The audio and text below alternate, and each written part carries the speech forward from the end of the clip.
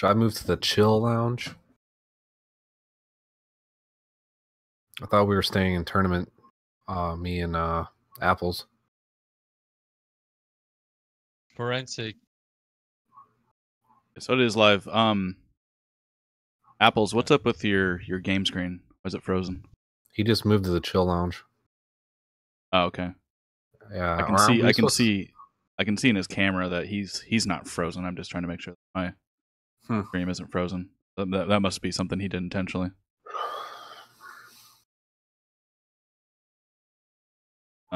Just for CPU, to save CPU power, I'm only gonna play 2 streams, so I'm not actually gonna watch my own stream. So far, so good. Let me know what you guys think.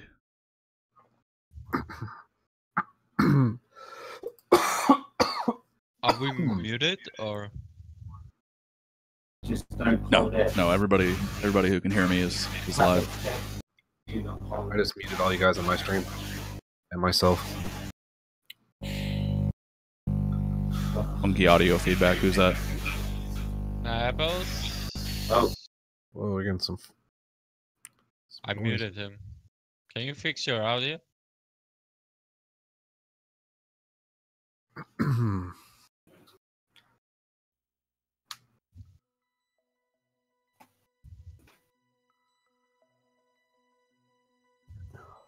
Everything looks fine on my end.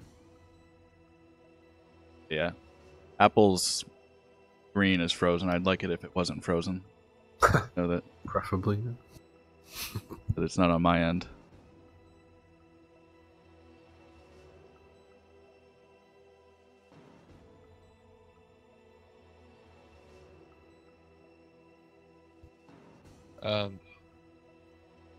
I'm gonna move forensic and Toma for a second in mod channel. Okay, do I need to move? Talk, like, can you just commentate like for 2 minutes or something like that, so I can know if the volume is okay. I'm gonna deafen myself. Right. Okay. Do I need to move into the mod channel? I'm already in mod channel. Okay. Am I in the mod channel? Yeah, you're in the mod channel. I've got so many screens up, I can't remember where I put it. Yeah, me, you, Strafe and Stealth are in there, but they are both muted. It's just me and you. Okay. Well, how are you feeling, Toma? I'm feeling good. I'm excited. Yeah, this is pretty cool, isn't it? It is. I feel it's something that I really wanted to do. Like, where's the game a few months ago. But I've got SylvanEd's game sound up. It just is seemingly pretty quiet. I can hear it, but somebody might want to tell him to turn his sound up. I've got it as loud as I can possibly get it. Really? Holy shit, dude. Yeah, no, it's SylvanEd's is quiet. Maybe he has the volume quiet whilst he has the mic on, so it might be worth asking him to turn it up a little bit. You'll have 2 mission objectives. First, you're to rescue DARPA Chief Donald Anderson and the president of Armstech, Kenneth Baker. Both are being held as hostages. Oh yeah, remind me of. I wanted to talk about 2 things. I found another thing we need to talk about after the race. Okay. Yeah, so I'll jump into a voice chat with you afterwards.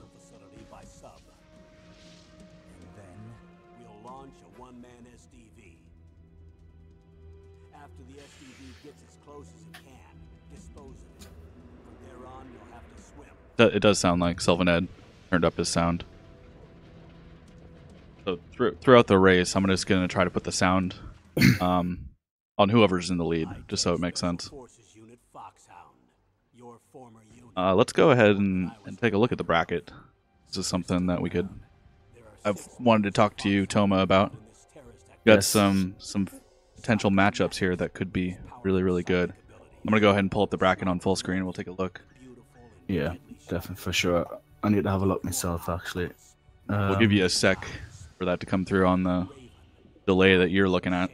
It's important for people to know that I can see everything's kind of going through my eyes. He's looking at it, probably has about a 10-second delay. Yeah, probably a bit more. So, yeah, this is the first round. What I understand, this is the only race that's going to happen in the first round, right? That here Afro didn't want to do this format. No, but I believe Drix said that he would step up and take the place, which would be good. Okay, so go ahead and ignore that. So you're just you're going to race against Drix. Possibly. Well, he said that he would replace anyone who drops out, and I would more than happy have Drix as a replacement. Super scratchy sounding. One of us is scratchy sounding. Seems better. Okay. Yeah, sounds better. Oh yeah, I can see everything now. I've got the stream up. Okay, so we still do have 10 runners for this tournament. Yes, we do. Yeah. Obviously, when have you guys decided on doing that race? We haven't yet. We haven't spoke about it. Okay. But it was just a couple of days ago where Peter Afro decided that he wasn't going to race anymore. So, I suppose it'll probably be next week. I would have thought next Saturday, if we want to try and keep up with weekly. Or I can check if he wants to do it midweek. It'd be nice to get the ball rolling and keep momentum going. So again, commentators today, me, Forensic, and Toma is joining me in.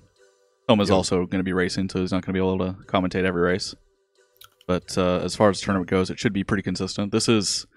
You guys should understand that this is somewhat of an audition. I'm a guest on this channel. I could certainly be replaced. I don't run this channel. We're all guests on this channel. Yeah. But we're trying to put together a show, and we'll see how it goes. We're about 20 minutes in now, and the lights are still on, so I think that's a good sign. Yeah. But yeah, kind of looking ahead. Obviously, we're going to do this first round here with SylvanEd and Apples. Yeah. But what I see that stands out to me is a really good race with plywood and copper. That's going to be hard not to mention that race. Obviously, we're sending plywood to AGDQ this year. Yeah. Then two MGSR runners. So yeah, Jaguar King's doing MGS3 as well. So yeah, really looking forward to that race. I think it's going to be close. I think Vegas is going to have to. If you guys are bettors, you're going to probably have to put your money on plywood. But I'd say that Copper is a formidable opponent. Well, just this week, Copper Tank got the best US time for all bosses easy, and about a day later, Plywood beat him by, I want to say, about 5 seconds. That sounds like Plywood to me. Oh, he's I've guaranteed any time I would put an emulator time down, Plywood would beat it within 2 days, easily. In the second round, we got another really good one with Tyler, who I think Tyler is probably a little stronger in his large skip category, but still, if I know Tyler well, he's gonna put in some practice. He's not gonna go down easy. No, Tromboncino is absolutely. Tromboncino is probably one of my picks for overall winner, but I think this is gonna be really good. This is an easy category. You got to remember that. Yeah. Any little mistake, even the veterans make mistakes. Yeah, so it's very easily happen. I was just watching Tromboncino do emulator run this week, and he was crazy fast. He made a big mistake on the Raven fight, and I think he got a really bad rat as well. But it was just on absolutely crazy. He was on emulator, and he was still on pace for like a 131, I want to say. So he's absolutely incredible, really. He's told me that he's been playing this game since he's like 8 years old, and he just so certainly some veterans going head to head. This could be white knuckles, and for a commentator and a restreamer, it's exciting for me. Yeah, we want close races. I know it. I've been in close races before, and it makes your heart beat pretty fast. But far as the viewing goes, I know Speedrun, one of those Speedrun channels, Speedruns Live or Speed Gaming or whatever it was, they were just doing a vodcast earlier this week of close races. That's what it was. That's what the name of the title was. Yeah. Close races. And I tuned in for probably about 10 or 20 minutes. And it was really, really exciting. Sort of stuff you want to see. Yeah. You know, if you're watching a baseball game or a soccer game or football, I suppose you'd probably call it in Europe. Yeah. And it's a blowout. You know, one team's got 9 and another one's got none. You turn it off. Different channel, you know. But if it's it's a tie match going in the final few seconds, you know, you're gonna stick around. You're gonna stand up. Exactly. So that's what hopefully we're gonna see when you've got 2 runners like say Plywood and Copper who are going to be going like full out. I don't think there'll be many safety strats or anything. They'll just be going flat out, and I think it will go down to maybe it's a slight mistake, and you know, because it's not going to be. I can't see Plywood making a major mistake, and I can't see Copper Tank making a major mistake. So it's going to be one of those things where it's going to be the little things that maybe sway the match. And I think we're going to get a few of them in this tournament. And then, of course, we got Raichu and Roxface, who don't know who they're going to race yet. And I don't know how they feel exactly about that, but I think, you know, when you know what's going to happen, you feel a little more comfortable. So they don't know what's coming up. They don't know who they're going to face. Yeah, I'm Roxface sure is either going to get you or Drix, which you guys are both formidable opponents. I know Drix is probably going to be dealing with a bit of rust. It's been quite a bit since I've seen him run MGS1, but he's certainly like a very fast runner. I know his expertise is probably leaning a little more towards extreme, which is what he would normally run. Yeah. So he may have to go back and review some strats. As far as easy goes, because I know they're much different. The difference between easy and extremes, it's massive. It's really big, especially on obviously the category all bosses. The biggest difference is the bosses. So it's not something, if you're used to running extreme or even hard, you have to go back and learn these easy strats, because if you try and run the game with an extreme mindset, you're going to lose a lot of time, because there's a hell of a lot of time save if you run the game with the easy strats. All right, let's go ahead and get this thing going. I think we're going to do an interview with the runners after the race. Yeah. This seems like the best way to go about doing this. But before we get started, I just want to show you guys quick. I made this promo. I haven't run it at all yet, but it's just a GIF. It's all it is. But I think it looks really cool. We'll go ahead and pull this up. There we go. Nice promo. I put it. It's the same thing from the Discord, but I worked really hard on it. One of those things where, you know, trying to do something in Photoshop that just wasn't working. Photoshop didn't know what I wanted it to do. Not something you Photoshop for. Real pretty promo. We're gonna be using promos throughout the tournament. Yeah, it looks good. Of course, I'll be changing the name and the titles, but yeah, we like that promo. That's pretty cool looking. So if somebody could go ahead and relay it to the runners to go ahead and get ready to go. Do we know yet how we're gonna tell them when to start? Well, maybe I could jump into the or Strafe or Stealth could possibly jump into the tournament Discord and then count them down. Yeah, I think that's probably going to be the best way to go. Yeah. So Strafe, if you're listening, maybe you could go ahead and assist us with that. Strafe's already gone into the channel.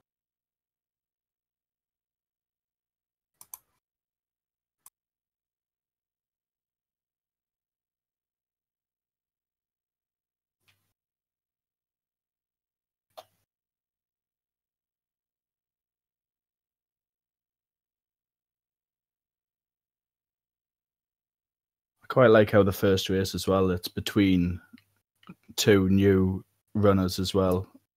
I know Apples hasn't been running this game for very long. My first look at both these guys. Yeah. I've followed SylvanEd for quite a while now. I went ahead and followed Apples this morning. But yeah, this is definitely a first look at these guys. Yeah. So you're definitely gonna want to stick around afterwards and and get to know these guys because we're gonna have some questions, a little bit of a Q&A for these guys. Yeah, I jumped in Apple's stream maybe it's about 2 weeks ago or so, and he was running the game without, he didn't even know there was a speedrun Discord, he didn't know there was any type of tutorials or anything, and the difference between 2 or 3 weeks ago to now, it's really, really good. He hasn't been running the game for more than a month, I would say, so. Guys. There's Yeah. Strafe. Runners are Okay, so getting Strafe, how do ready. you want to start these guys? The runners are getting ready. I will do the countdown for them. And since YaBoiApples didn't set up speedruns live, I will be doing a freestyle countdown.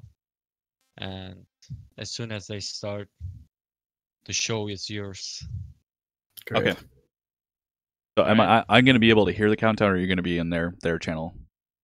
I'm gonna be in their channel so they can. Okay, hear I'll me wait to and- start my timer when they take off. My timer is unofficial. It's kind of like the yellow line on a football field, the unofficial first down.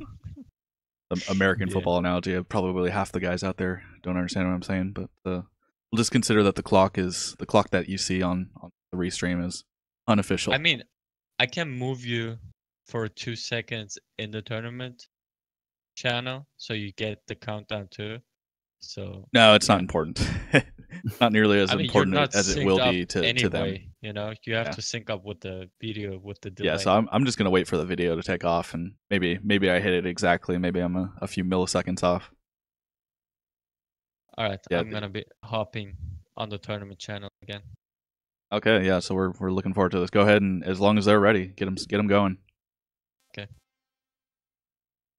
Yeah, and thanks everybody for joining us. If you just tuned in, I'm Forensic here with Toma, co-commentator. I'll be your play-by-play commentator. Toma's my expert runner and expert commentator. Gonna be breaking down some of the strats that these guys are going through. Obviously, he's looking at a little bit of a delay, so gonna have to cue him into certain areas, but we'll be following along. Yeah. And yeah, this is the first race. We haven't done any of them yet, so it's a good time to be tuning in. Got many other races to go. We were saying earlier, some really good ones, and looks like we're off. So Now this first area called the dock, right? Yes. There's not Not really an much to incredibly the dock. part of the game, is it? No, There still really. is some strats going on here. You're obviously gonna have to place a well-timed knock. Something messed up there. It looks like SylvanEd's setting his game. Guys, Oh, we okay. have to reset. That was a because false start. There was something wrong. He didn't have his analog stick on, did he? Oh, Yeah. Or it froze. I couldn't tell exactly what happened there. Something we're off to went wrong. I mean, it's Start my time. expected, you know. I will be jumping back. Okay, turn go it ahead and get them going. But yeah, Doc, not a lot going on there, but you can mess this up, can't you? well, yeah. If you get alerts from the guards and you don't kill them, I mean, on easy, it shouldn't be a problem. Even if you get alerted by the guards, you shouldn't die. You don't want to take any damage really, because then when you go to the helipad, you're going to be taking more damage there.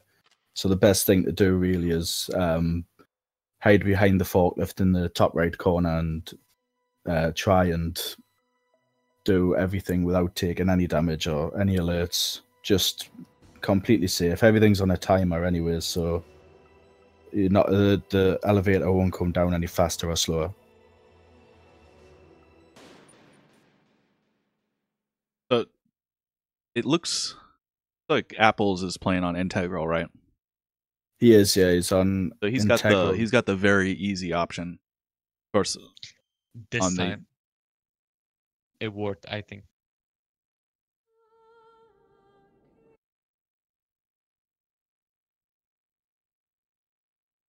It looks like we're ready now. Okay. There could be some delay here between the two runners. He said go, but SylvanEd took off, and Apples probably about 10 seconds or so behind him. Of course, I thought that was a something on my end, but it's just how Twitch works.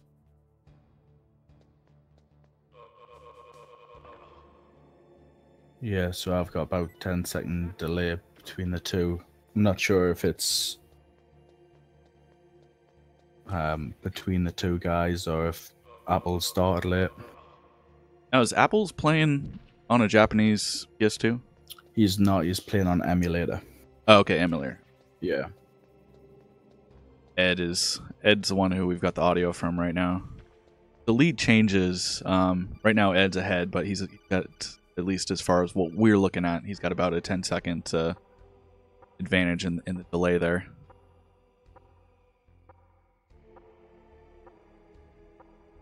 Yeah, so both look like they're going for the strat to try and choke out the guards and then just collect extra rations. A little different than the strat that I'm used to seeing on the extreme end. Yeah. You don't want to mess with those guards at all. No. On extreme, if you take 1 or 2 shots, it's pretty much reset already.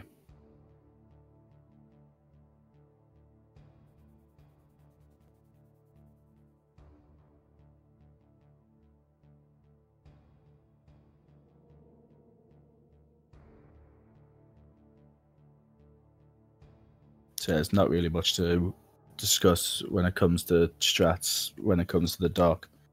Mostly a waiting game. This game has some waiting portions to it. Obviously the cell, liquid speech, dock. Yeah. Torture Just cells. waiting for that elevator to come down. Should be coming down about the 2-minute 40 mark, I believe. Adds to the cinematics of this game. And we got Ed on the elevator first. Of course, he's got that. There's about a 10-second difference between the delay in these two guys' games. So I'd say they're just about even. Nobody's made a mistake yet. That's good. Good chance to get your nerves to come down. You know, the first race I'd ever done, my heart was beating right through my chest. Yeah. And yeah, you can practice all you want, but as a speedrunner, you always have that option just to reach over and hit that reset button. Because you're in a race, everything changes. everything goes out the window. It takes a little while. I know there's veterans out there who've done hundreds of races. I've got 48 hours of races logged into Speedruns Live over the last year and a half. I've noticed, I'm certainly a lot more calm during races. There's still that heartbeat that's a little bit more than what it'd normally be. Yeah, I think there's always that thing as well. If you make a mistake during just any PB attempt, like I say, you can just hit the reset button, but you have to know the backup strats and everything for a race. And so SylvanEd is running across a helipad, and probably to the untrained eye, it looks like he set off an alert, but this is an intentional alert, isn't it? Yeah, it's the quickest way to do it, especially on easy. It doesn't matter. You're not going for big boss rank or anything, so it doesn't matter how many guards you kill or how many alerts you set off. It's simply just get as fast as possible. Just get to that hole That's just as it. quickly as you can. Yeah, I like that. So we're playing on easy. We're not worried about the damage. Not worried about alerts. No, just get to the hole. that's it. Yeah, so they both got in with pretty much similar ways of entry. You don't really save too much time on there. There's a couple of seconds loss if you get shot by the first guard on the helipad, but again, it's nothing huge.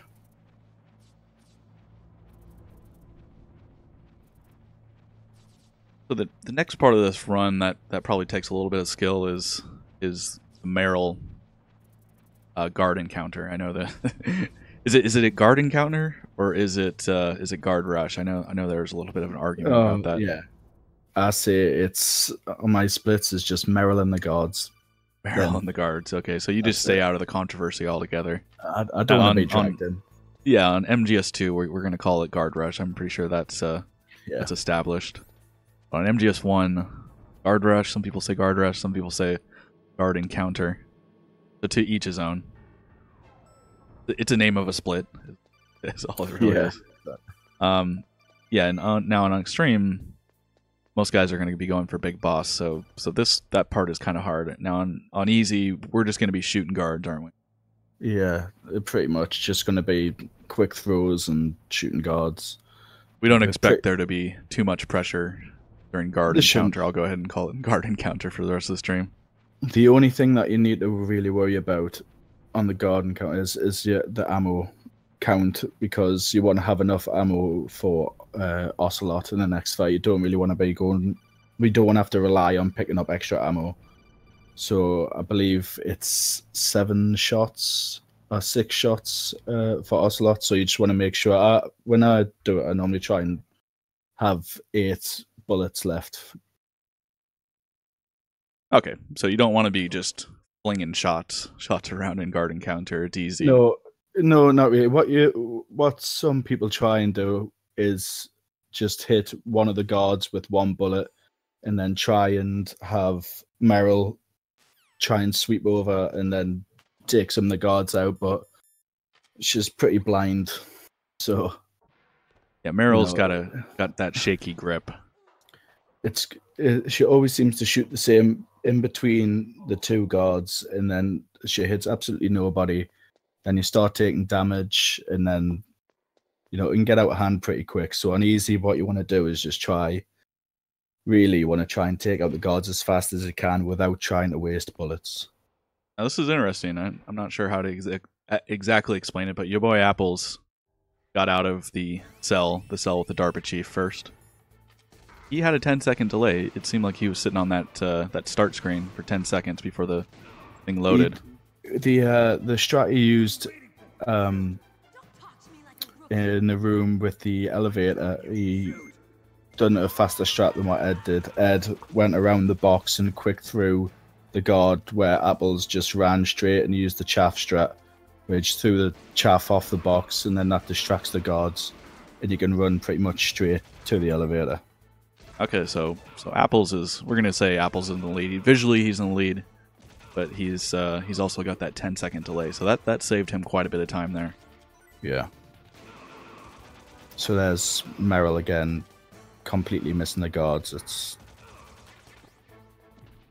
She's not exactly the greatest of shots. Better than nothing, but yeah, it's a shaky start from both. Especially Ed here, who's struggling to get an ammo drop. All right, Apples has finished guard encounter. SylvanEd is still... oh, he just finished too. Very, very close race here.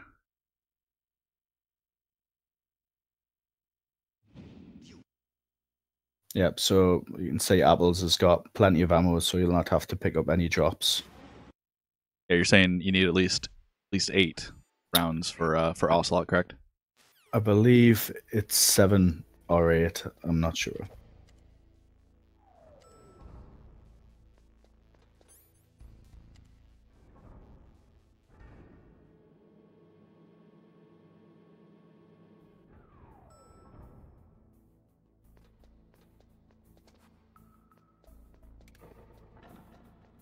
And making our way to the Ocelot fight. Everybody picks up the grenades, D4s. Yeah, bit of manipulation here on the Ocelot fight. Yeah, as you guys will seem to run right up to him and get him into sort of somewhat of a loop. Yeah, you get it's like a stun lock. Really, is if you hit the first shot on him, what he'll do is he'll turn around and try and shoot, but it's quite slow, so you can easily loop around. Shoot him again, he'll do the same animation where he'll turn around and try and shoot, and then you can just loop over. And on easy, you've got enough shots where he doesn't reload or he doesn't run away from you, so you should be able to do it in one cycle. SylvanEd taking just a little bit of damage on that C4. You guys try to blow that C4 up as close. You try to stand as close to that C4 as you can. You're not Yeah, wasting any unnecessary steps, but that one looks like he paid for it. Ed seems to be struggling with setting up the loop. Yeah. Ocelot's almost made a full lap. Yeah, Apples done that. That was going. pretty much perfect there. That was great. Apples pulls away a little bit there. Every second counts here on easy. As Ed finishes up Ocelot fight. It's one of those fights for Ocelot. If he gets away from you and then you lose the loop and then you start panicking, you can lose a lot of time. So it's on easy. It's not too bad. But on the harder difficulties, you can definitely lose a lot of time. So Ed could probably make up a little bit of time here on the tank, can he? The tank is still a tricky part of the run, even on easy, right? It is. What you've got a line basically that you need to run down on the snowfield where you can. We call it the dunk shots. You've got 2 dunk shots, and if you run the correct line and you throw a grenade, you will get the dunk. What's called, and it's pretty much like a 2-shot with a grenade. So if you mess up the line though, and then the tank starts to move, and then you start chasing the tank, throwing grenades left, right, and center. It can start getting really messy. So it's a tough one. If you get it wrong, you can lose a lot of time.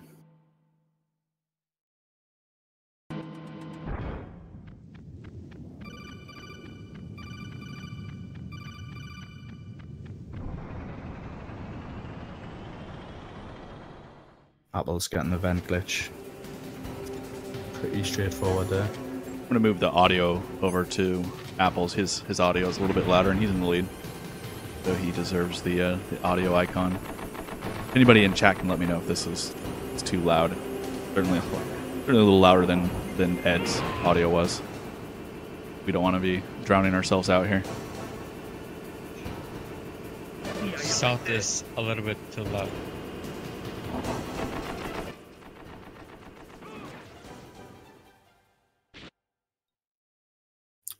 Apples has taken a little bit of a different line in. Strafe that was Strafe. You guys heard, letting us know it was just a little too loud. He's like our producer right now. He's listening in, making sure everything runs smooth.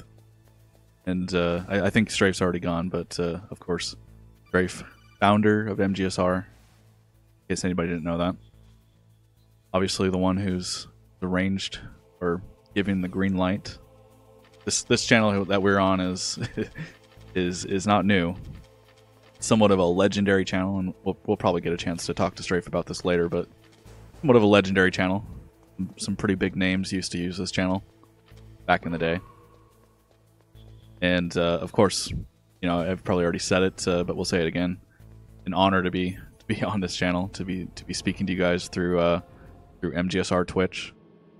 Kind of a rare bird, I could put it, rare opportunity, but also kind of a time to let you guys know there are plans to use this channel in the future. We're planning to do more tournaments. Obviously, there's the tournament that we're in right now. We're only in round 1, race 1, but yeah, there's some future plans to keep it going, including some very early. I don't even know if I'm allowed to say it, but there is an idea where there could be a marathon on this channel where multiple streamers join in. It could be a variety of different things, but a marathon of sorts where somebody logs in, does a run, another guy is going to be able to follow that up. So pretty exciting stuff. Certainly looking forward to that. As YaBoiApples is pulling a pretty nice lead here. Yeah, looks like Ed is having a pretty typical tank. Looks like when I do tank, there's a lot of running around. That's what Apples took a bit of a different line than what I normally take, but he managed to get the dunk, and Ed struggled with it. So now he's chasing the tank, which can often be a really difficult task. Certainly seen a lot of MGS1 runs, and although I don't fully understand the all boss run, it looks like you said, there's a line, and you're going to want to get the grenade, down the hatch. But you're also going to want to get those tracks disabled, right? Yeah. What you need to do is once you get the correct line, you're pretty much running straight for the hole. Basically, you throw the grenade in. Once he hits the dunk, and then you're waiting for the next gunner to pop out. It's just a case of hitting square as fast as you can, toss the grenade in, and then it's just an easy 2-shot. But it's easy enough to say. You need to practice that line and make sure you get it down, because if you don't, you'll do what Ed's doing now, which is pretty much just chasing the tank round. And if you start running out of grenades, you're running after the grenades, and then the rations start going. It's a really difficult fight if you don't get the instant kill. But he's managed to get 2, so.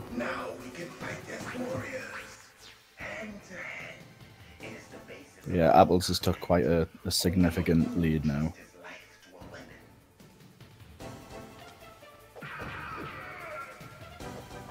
Yeah, it looks like Apples might be having some frame buffering here. Might see if that's on his end or on my end.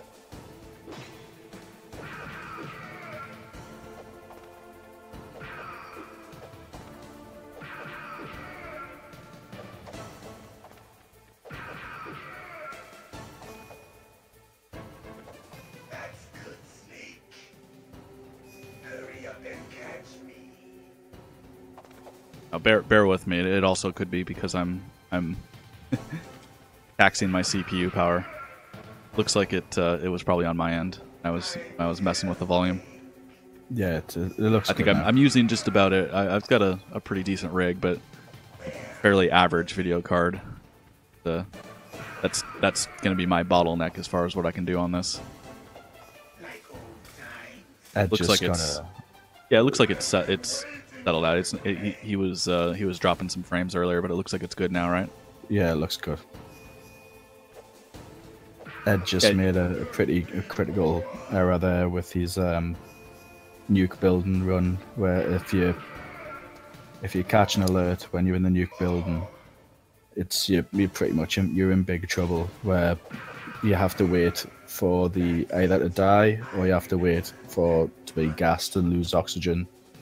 And it could end up being a huge time loss, as you've seen now.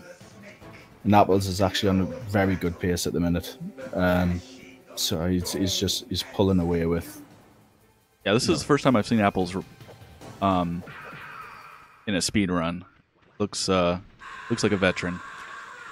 It's crazy because he's only been doing this for like a month. Like I say, he's played the game for years. He's loved it since he was a kid, but he only just tuned into. I like to go onto the Metal Gear Solid channel and just have a look, see who's playing the game, and I seen that he was speed running it. But like I say, he didn't know any strats. He didn't know about the Metal Gear Solid speedrun Discord.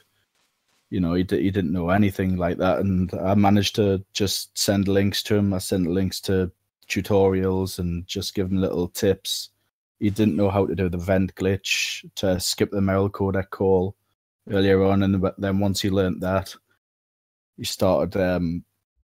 I think he really started to get the bug for it, and then he started watching tutorials. And I think his first time was something like 2 hours 45, and he's took like an hour off the time in a month. He runs at about 142 pace, I believe.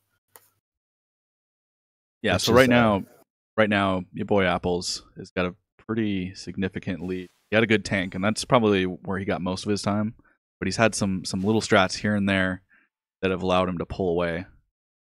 He's not really made any mistakes. It's actually a really good run at the minute. As far as strats go, and learning strats and starting out in speedruns, not a lot of this information's just out there. I mean, and some of it is, but some of the more advanced strats, some stuff just stays in the community, and I'm sure other communities can relate to that. But you can't just go on YouTube and at least when I first started running, I know Jaguar has got some pretty good tutorials out there, but tutorials start to become dated. New strats are especially in this MGS1 are always kind of being found. And I should clarify, MGS1 probably spent most of this year changing any new strats with the God mode exploit found by Plywood.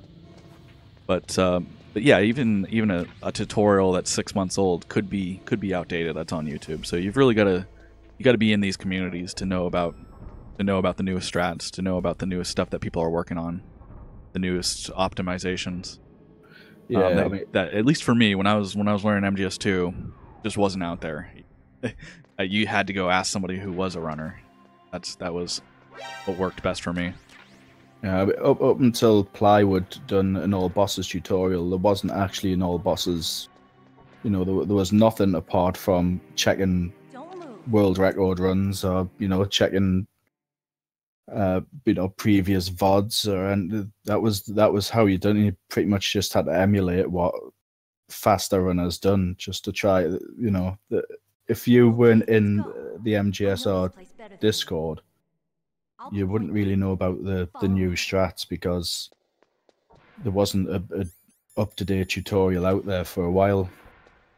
Now, this is the most recent version of MGSR. MGSR was a thing. This is an old channel that we're on right now. This is a channel that I think goes back to 2012 or 2013, where if you scroll down, you'll probably see a list of the guys who used to stream on this channel, and there's some pretty legendary names on that list. So we're reviving this channel. The Discord is only a year old. I think it's only just barely over a year old. This was formerly Strafe's Discord channel and converted into MGSR about a year ago, if I remember correctly. But yeah, what I've seen, and I think this is good, is guys will come in to MGSR and they'll master these games in 2 or 3 months. Yeah, it's crazy. And probably the best example of it is I can say, started hanging out with Tyler 2022 just a little while ago, about the beginning of the year. He'd seen Jaguar at AGQ. That I believe is what he told me inspired him to start running MGS2. He's the fastest guy in the block now. Yeah, it's crazy. Yeah, and you could see it after only about 2 or 3 months. The guy's a grinder. He's researching. He's watching videos. He's practicing. And it showed. And just every time he'd do a run, it was faster and faster. The man beat Slade's extreme time. European extreme time, which is... I mean, you could go back to before speedrunning. Speedrunning is a business now. I mean, it used to be like a niche thing. Maybe back in 2000 or 2005, where recording equipment, you'd probably have to use like a VCR recorder or something, or a VCR digital converter to record your runs. Yeah, exactly. I've heard of people who had runs recorded on VHS tapes. But yeah, my point is now has never been a better time to be a speedrunner, and to get into speedrunning. Go from just a fan or just a casual player to pretty much an expert real quickly, and it's not hard to get information. Yeah, well, just look at how Apples is playing this now. He's having a fantastic run. And he's only just started. He didn't know anything about the speedrun itself, and he's ended up getting a really good time. He's pulling off, tricks which aren't sort of readily available to him. It's not like every casual runner knows these. So he's picked up a lot of information just by being on the Discord and just by grinding runs. And the information's there. If you want to learn, then like Apples has, you can see now he's took advantage of all the information that's out there now, and he's putting it to good use. And the technology, I gotta say, it doesn't cost a lot of money to go pick up a PS2. It's probably one of the better ways to run this game as SylvanEd gets to continue here on the Ninja. Oh, that's. Fortunately, that's going to cost them quite a bit of time here. Especially, we've just seen Apples has moved on past Psycho Mantis. But yeah, would you say that getting a PS2 and a capture card or a PS3, there's a number of ways to play this game. You can play it on PC. There's a lot. Not a lot of people know that this game was actually officially ported, although not ported well, to PC. It's still out there. You can still get a copy on eBay or Amazon, however you buy stuff. But you're not going to pay, unless you're going for maybe Integral or a Japanese PS2. You're not going to pay a ton of money. They got these things at pawn shops for $20. Yeah, I don't think you should probably pay more than $10 for the game, and the 15. I think somebody was asking about earlier this week. And then what about a capture card? And really, do you need a high-end capture card to stream MGS1? Probably not. No, I have what's I'm not sure. I think they're readily available in the US as well, but it's just called an Easy capture card. It cost me £8, which is about $12, I think, and it's all you need to stream from console. So it is cheap to get into speedrunning this now, especially when you can do runs on emulator, where it's so easy to record. Like you say, there's PC versions which doesn't require capture card. It's if you want to get into speedrunning Metal Gear Solid games, there's just so many avenues to go down now. And it's everything's accessible. It's there's no, if you want to get into speedrunning Metal Gear Solid 1 especially, there's no reason why you shouldn't, because there's a lot out there. Let's be clear, you don't have to record your runs. No, you don't. You can speedrun, but if you want to submit to the leaderboards, you're going to need video proof. You're going to need some sort of evidence, because I'm sure every community has it, and it's worth mentioning. But there are some people who are tempted to lie or cheat or splice together. It just happened. Together run. So we need evidence, and even if you do have video at it, it's got to be where people. We're going to have people looking at it. If you're setting world records, we're going to have guys going over it with a fine-tooth comb, trying to figure out what you did, first off, how you did it, and also trying to make sure that you didn't pull any strings behind the scene. Yeah, exactly. So that capture card is pretty important if you're going to want to, once you get to the level where you think you want to start submitting runs. And of course, where you do that is on speedrun.com. Speedrun's live, where we do the racing, and speedrun.com, where you submit your runs. Several members in MGSR are moderators on speedrun.com, and I can't speak as to who the moderators are for MGS1. Maybe Trump. Yeah, you've got Plywood, Mini Omega. Who else do you have? I know that Plywood and Mini Omega are the most active. Video Game Roulette, who I haven't seen moderate for a while. And these are some hardworking guys. If you guys get a chance to, if they're in chat today, just let them know. and you submit runs, or even if you're thinking about submitting runs, you have to understand what these guys do. They have to review the whole thing, and as a moderator, confirm that you are you're submitting a legitimate run. And so that could be, maybe you're going to sit down and watch Game of Thrones on Sunday night. You got to think about these guys sitting around for 2 hours or an hour and a half watching your run. It's a lot of work. It's a lot of work to do to moderate, especially if you look now on the easy all bosses leaderboard. Everything's pretty much within the last 4 months. There's just been so many runs that have been going in. I know I've put in a lot of runs myself as well, so I know that Plywood checks off a lot of them, and Mini does as well.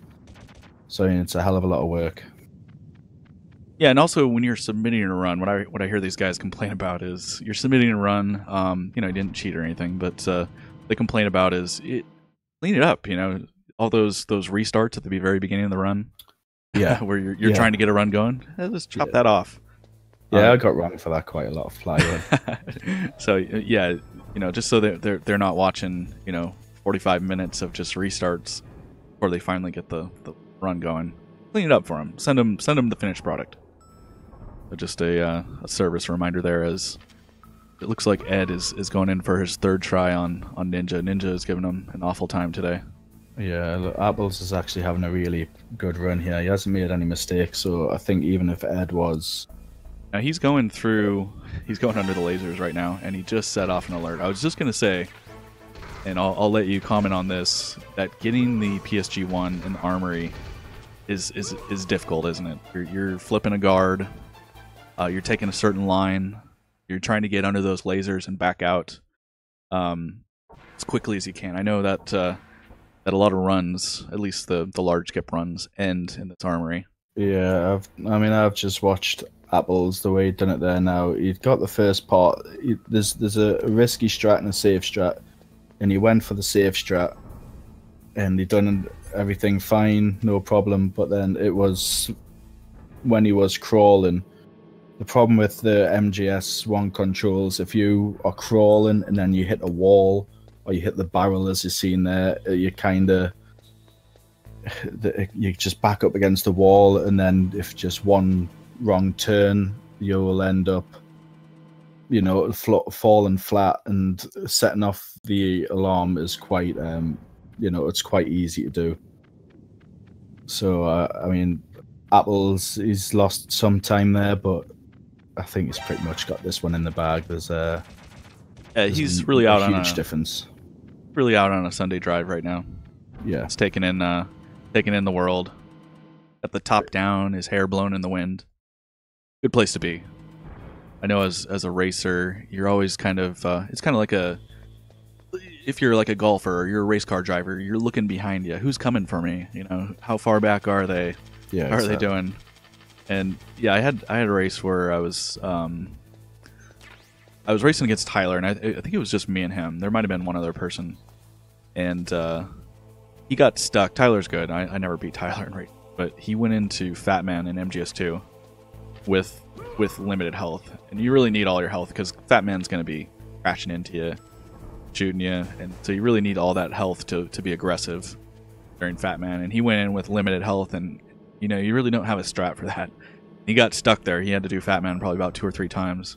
And so I started pulling away, and I'm going, yeah, I've got a good lead here. I've got about, a 7-8 minute lead. And I ended up blowing it.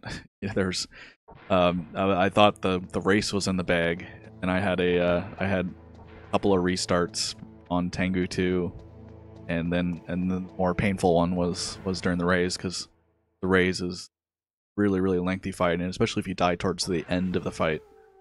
So you never really can say that a race is in the bag. No. But I'd say this one's going pretty well. I'm sure Apples is pretty happy with himself right now.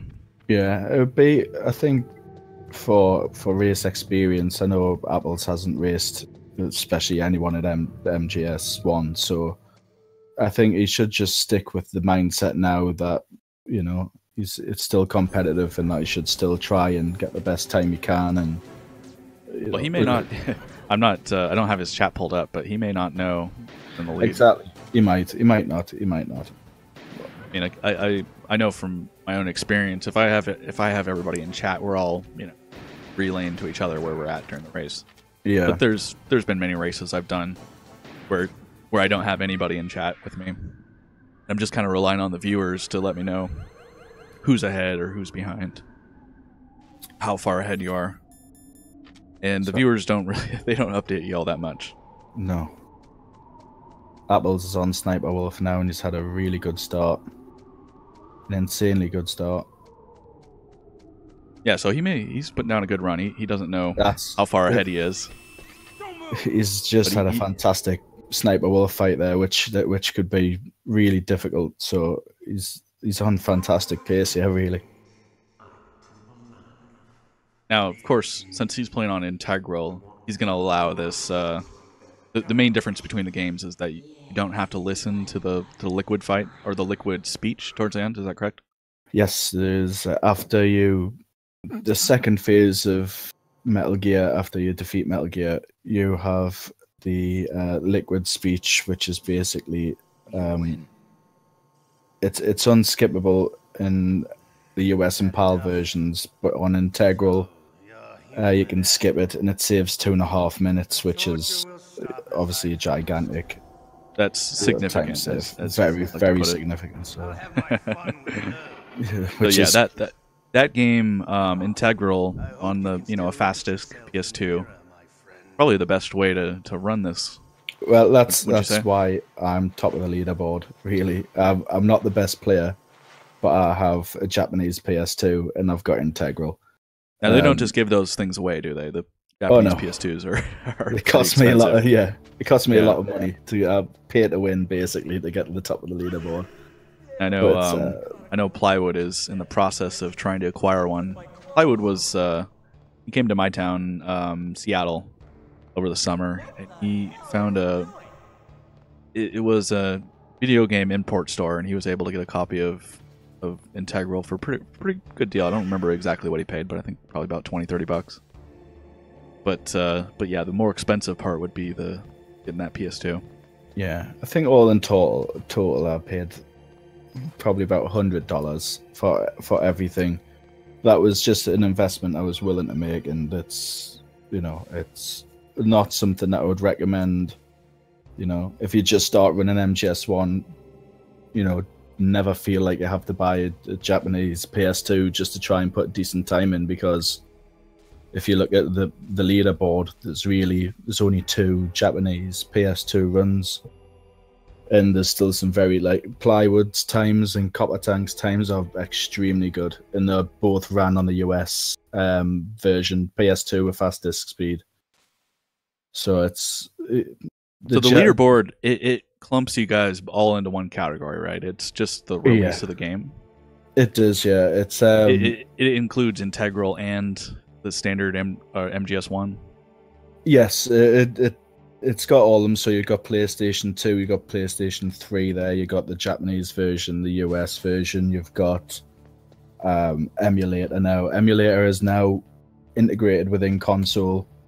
It sounds like a mess to me. How do you feel about that?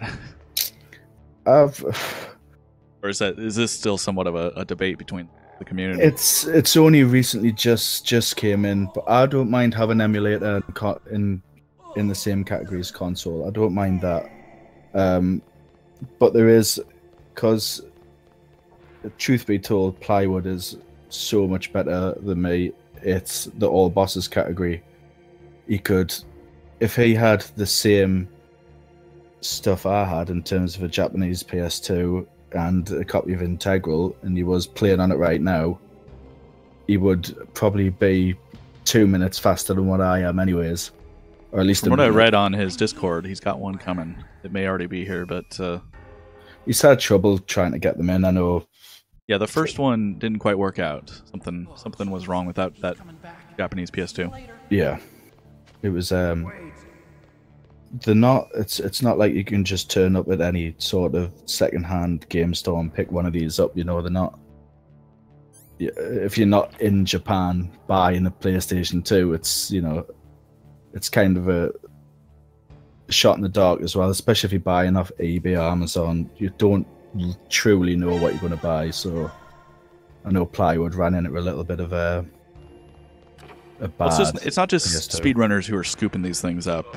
The Japanese PS2 has always had somewhat of a demand for it, with people who just like to play imports. Yeah, there's certain games in Japan that you can play that didn't come out here. They weren't translated. They weren't marketed here. And so yeah, you guys are not just dealing with other speedrunners trying to soak these things up. Yeah, exactly. You're dealing with guys who like to play imports and otakus, if you put it that way. Guys who are into the Japanese culture and Japanese gaming. As we know, they tend to have some money that they'll set aside for their favorite hobby. Yeah. Bit of an otaku myself. Just in that I watch anime. Importing Japanese PS2s and it's a hobby. various Japanese RPGs.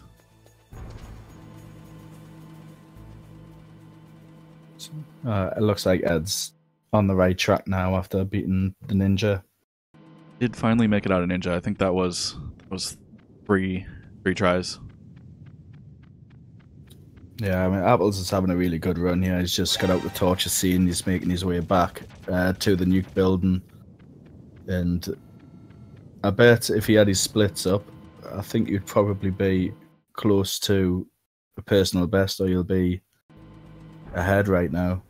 He's having a good run. But the little mishap that he had in the armory with catching an alert, lost him a little bit of time. But apart from that, he's playing really well.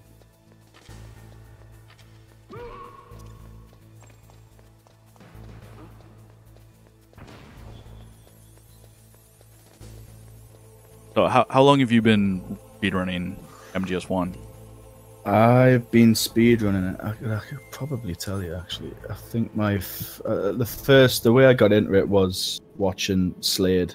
I've seen Slade's run. I love speedrunning in general, and I just scrolled through many AGDQ, SGDQ videos, and one of the ones that I watched was Slade doing all bosses run. I think it was at SGDQ 2014, I think it was. Yeah, that year was particularly memorable, and correct me if I'm wrong, but Slade and the Thrillness, and I believe his name is Exodus, they had all just sort of discovered how to make the large skip work, right? Was that about 2013 or so? Yeah, about that, yeah. But between it was like 2012, 2013, yeah. So a lot was it was a big. There was the Thrillness doing a lot of glitch hunting, and making a lot of especially made large skips a big time save just by doing the vent glitch and stuff like that. And it was watching stuff like that which got us into Metal Gear Solid speedrunning. But I didn't watch any Metal Gear Solid speedruns until I think it was I want to say about a year ago, but I never really done anything with it. And then I found out how easy it was to do the vent glitch. And then once you do that, you just kind of get excited and you want to learn more glitches and you want to start delving into it a little bit deeper. So I started doing large skips runs about 9 months ago, I want to say. Maybe it's a bit more. And then so you were a speedrunner, though, before you played MGS1? I was. Okay, what?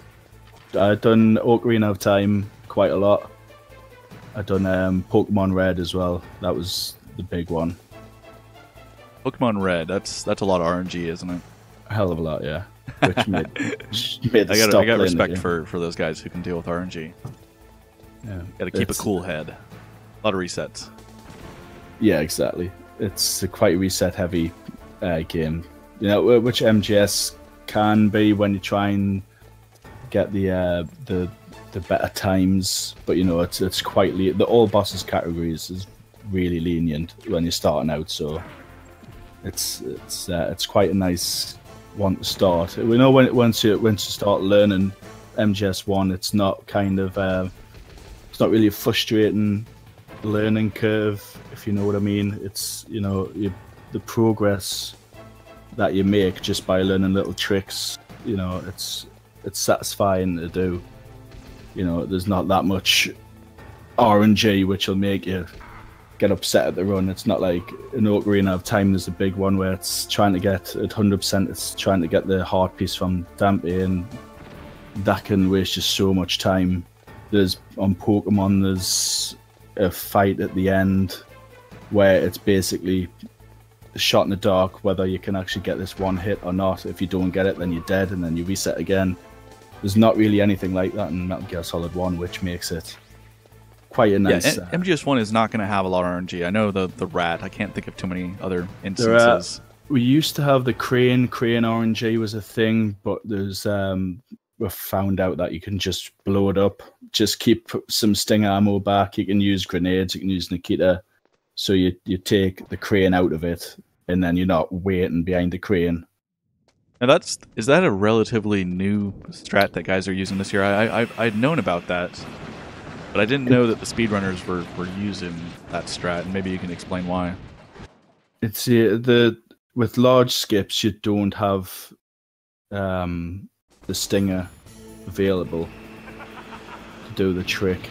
Okay, so that's probably what I'm referring to, is in large skips you're able to do it. But in all boss, that would be a fairly common thing to do, is to use a stinger on the Yes, it is. Yeah, I only start. I don't know why. One of those things where I ran large skips at the start, and I never really. When I started running all bosses, I just thought, well, it's the crane again. Run straight for the crane, and then just hope that the crane moves the way you want it to. But then I just picked up strats by watching like Plywood, and if you just take the RNG out the crane, I don't know. I think there might be, if you do the strat where if you get a perfect crane, I'm not sure on the time save. I think it might be faster than taking it out with the stinger. But it's to take the RNG out of it, you just wipe the crane out, and then you just have to deal with the rat. The rat's pretty much the only real bad RNG part about the run. You just gotta bless the RNG, and that's gotta be frustrating too. Is that once you get to the highest level of this game, the rat you don't experience the rat until the very end of the game. So you could go, an hour and 10 minutes into a run and then get bad rat. And if you're going for a PB and your PB is pretty good, the run's dead. It runs is dead. Yeah, exactly. You can waste a lot of time. You could even get the rat. The rat spawns in 2 good positions. There's the god position, I'd call it. The god position's at the ditch right at the start. And right, so you just run right up and shoot a stinger. Yeah, exactly. And then that's it. Or you can run to the back left of the room where the camera is, and then you don't lose too much time if it's over there. The problem is if you miss shots and then the rat goes into the sewers, into the vents, then you're losing a hell of a lot of time. It can take about a minute at times just chasing the rat around. So it's not very nice to deal with, but at the same time, as long as you kind of know how to handle it, you're not going to lose crazy time. It gets to that point if you look at the large skips PC run, where that's pretty much with the God mode exploit, the only kind of part of the run, 2 parts of the run that it comes down to is getting a God rat and then getting the infinite punch on liquid. So, the God rat plays, I would say it plays more of a role in the all bosses category. In the large skips category, sorry, rather than the all bosses category. You're just tuning in. Your boy Apples, pretty significant lead here, making his way up to the Hindy fight. You mentioned something earlier about Slade's 2014 run, and how that was that your first time seeing Slade play? Yes, MGS1? It was. Yeah, it was the first. For people who, I'm pretty sure everyone who's watching knows who Slade is, but he's like the godfather of MGS1. He's absolutely incredible, and when you see him this run, if you've just played MGS1 casually, which I did when I was younger, and then if you watch how he plays it for the first time. You know what I like about that run? Well, the 2 things. It's the first time the world has ever seen large skip work. Yes. And we know Slade from MGSR. We know him as a pretty humble guy. He is. He's not going to go bragging or anything. He's a very, very humble guy. But what I like about that AGQ video is the little smirk that he has right when he does the vent glitch. That smirk was priceless.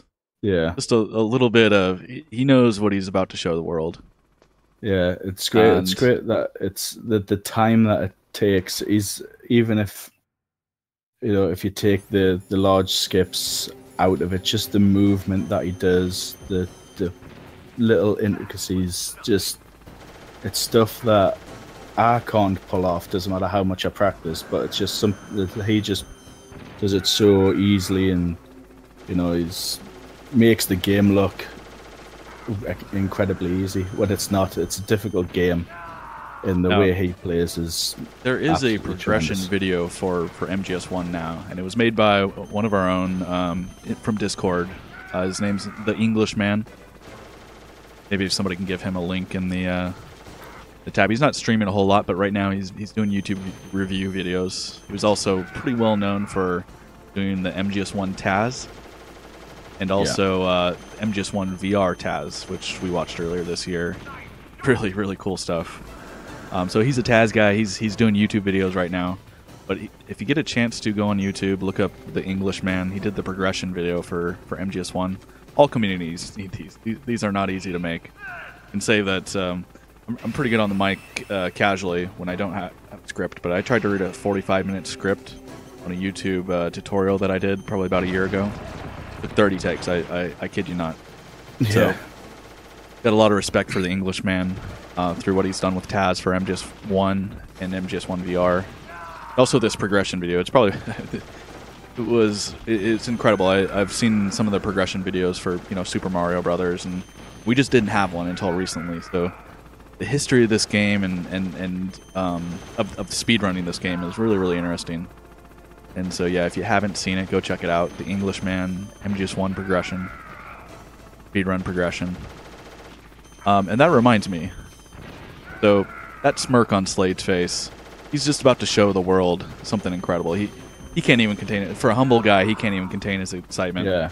And I can only imagine that this year with Plywood going to AGDQ, he did AGDQ's Harvey Relief, which was what was that, back in August? Around that time, yeah. Yeah, so that was technically the first time the world got a look at the PC's God mode exploit. And again, usual suspect, the Thrillness was the one who helped find the large skip on console, and he was also there. Didn't discover it. Plywood discovered God mode exploit on MGS1 PC. Basically, just I think he's toggling some buttons. I don't know exactly how it works. He's toggling the item buttons, I think is what he's doing. You're allowed to do that on PC through the keyboard. Yeah. And he found that pretty much if you do that, it just breaks the game. If you toggle an item and a sniper rifle, he'd probably be better to explain it than me, but I believe that's how it works. And so he just pretty much blew this game wide open. MGS1 PC, you can go OOB, you can go God mode. I'm watching him fight Raven. He's just standing right in front of him. Raven can't hit him. Yeah, so it's just ridiculous. The best way to look at it is the best time on console for large skips is 1 hour, 3 minutes and 45 seconds. If you look at the PC, large skips on easy, Plywood has the world record at 38 minutes and 58 seconds. That blows my mind. 38 minutes from MGS1. This game, the very first time I played it as a kid, it took me like a month. Yeah, I mean, the first time I got this game, I rented it from Blockbusters, and I had it for 3 days, and I think I'd be lucky if I made it up to Psycho Mantis. I had to rent it again. I rented it 2 times. I still didn't complete it, and then I had to save up to buy it with like spare change and everything when I was younger. It's not something that it's not something I can run through. Like, it's not an easy platform or anything like that. It's a difficult game to complete. So when you look at the time when Plywood can complete it in under 40 minutes, it's insane. And they maxed out. I mean, those runs that they were doing earlier this year when they discovered that, it was between Jaguar and Plywood. They came down to the rat every time. Yeah, good rat. You have to have a good rat, and have to have no mistakes. Those runs were literally perfect.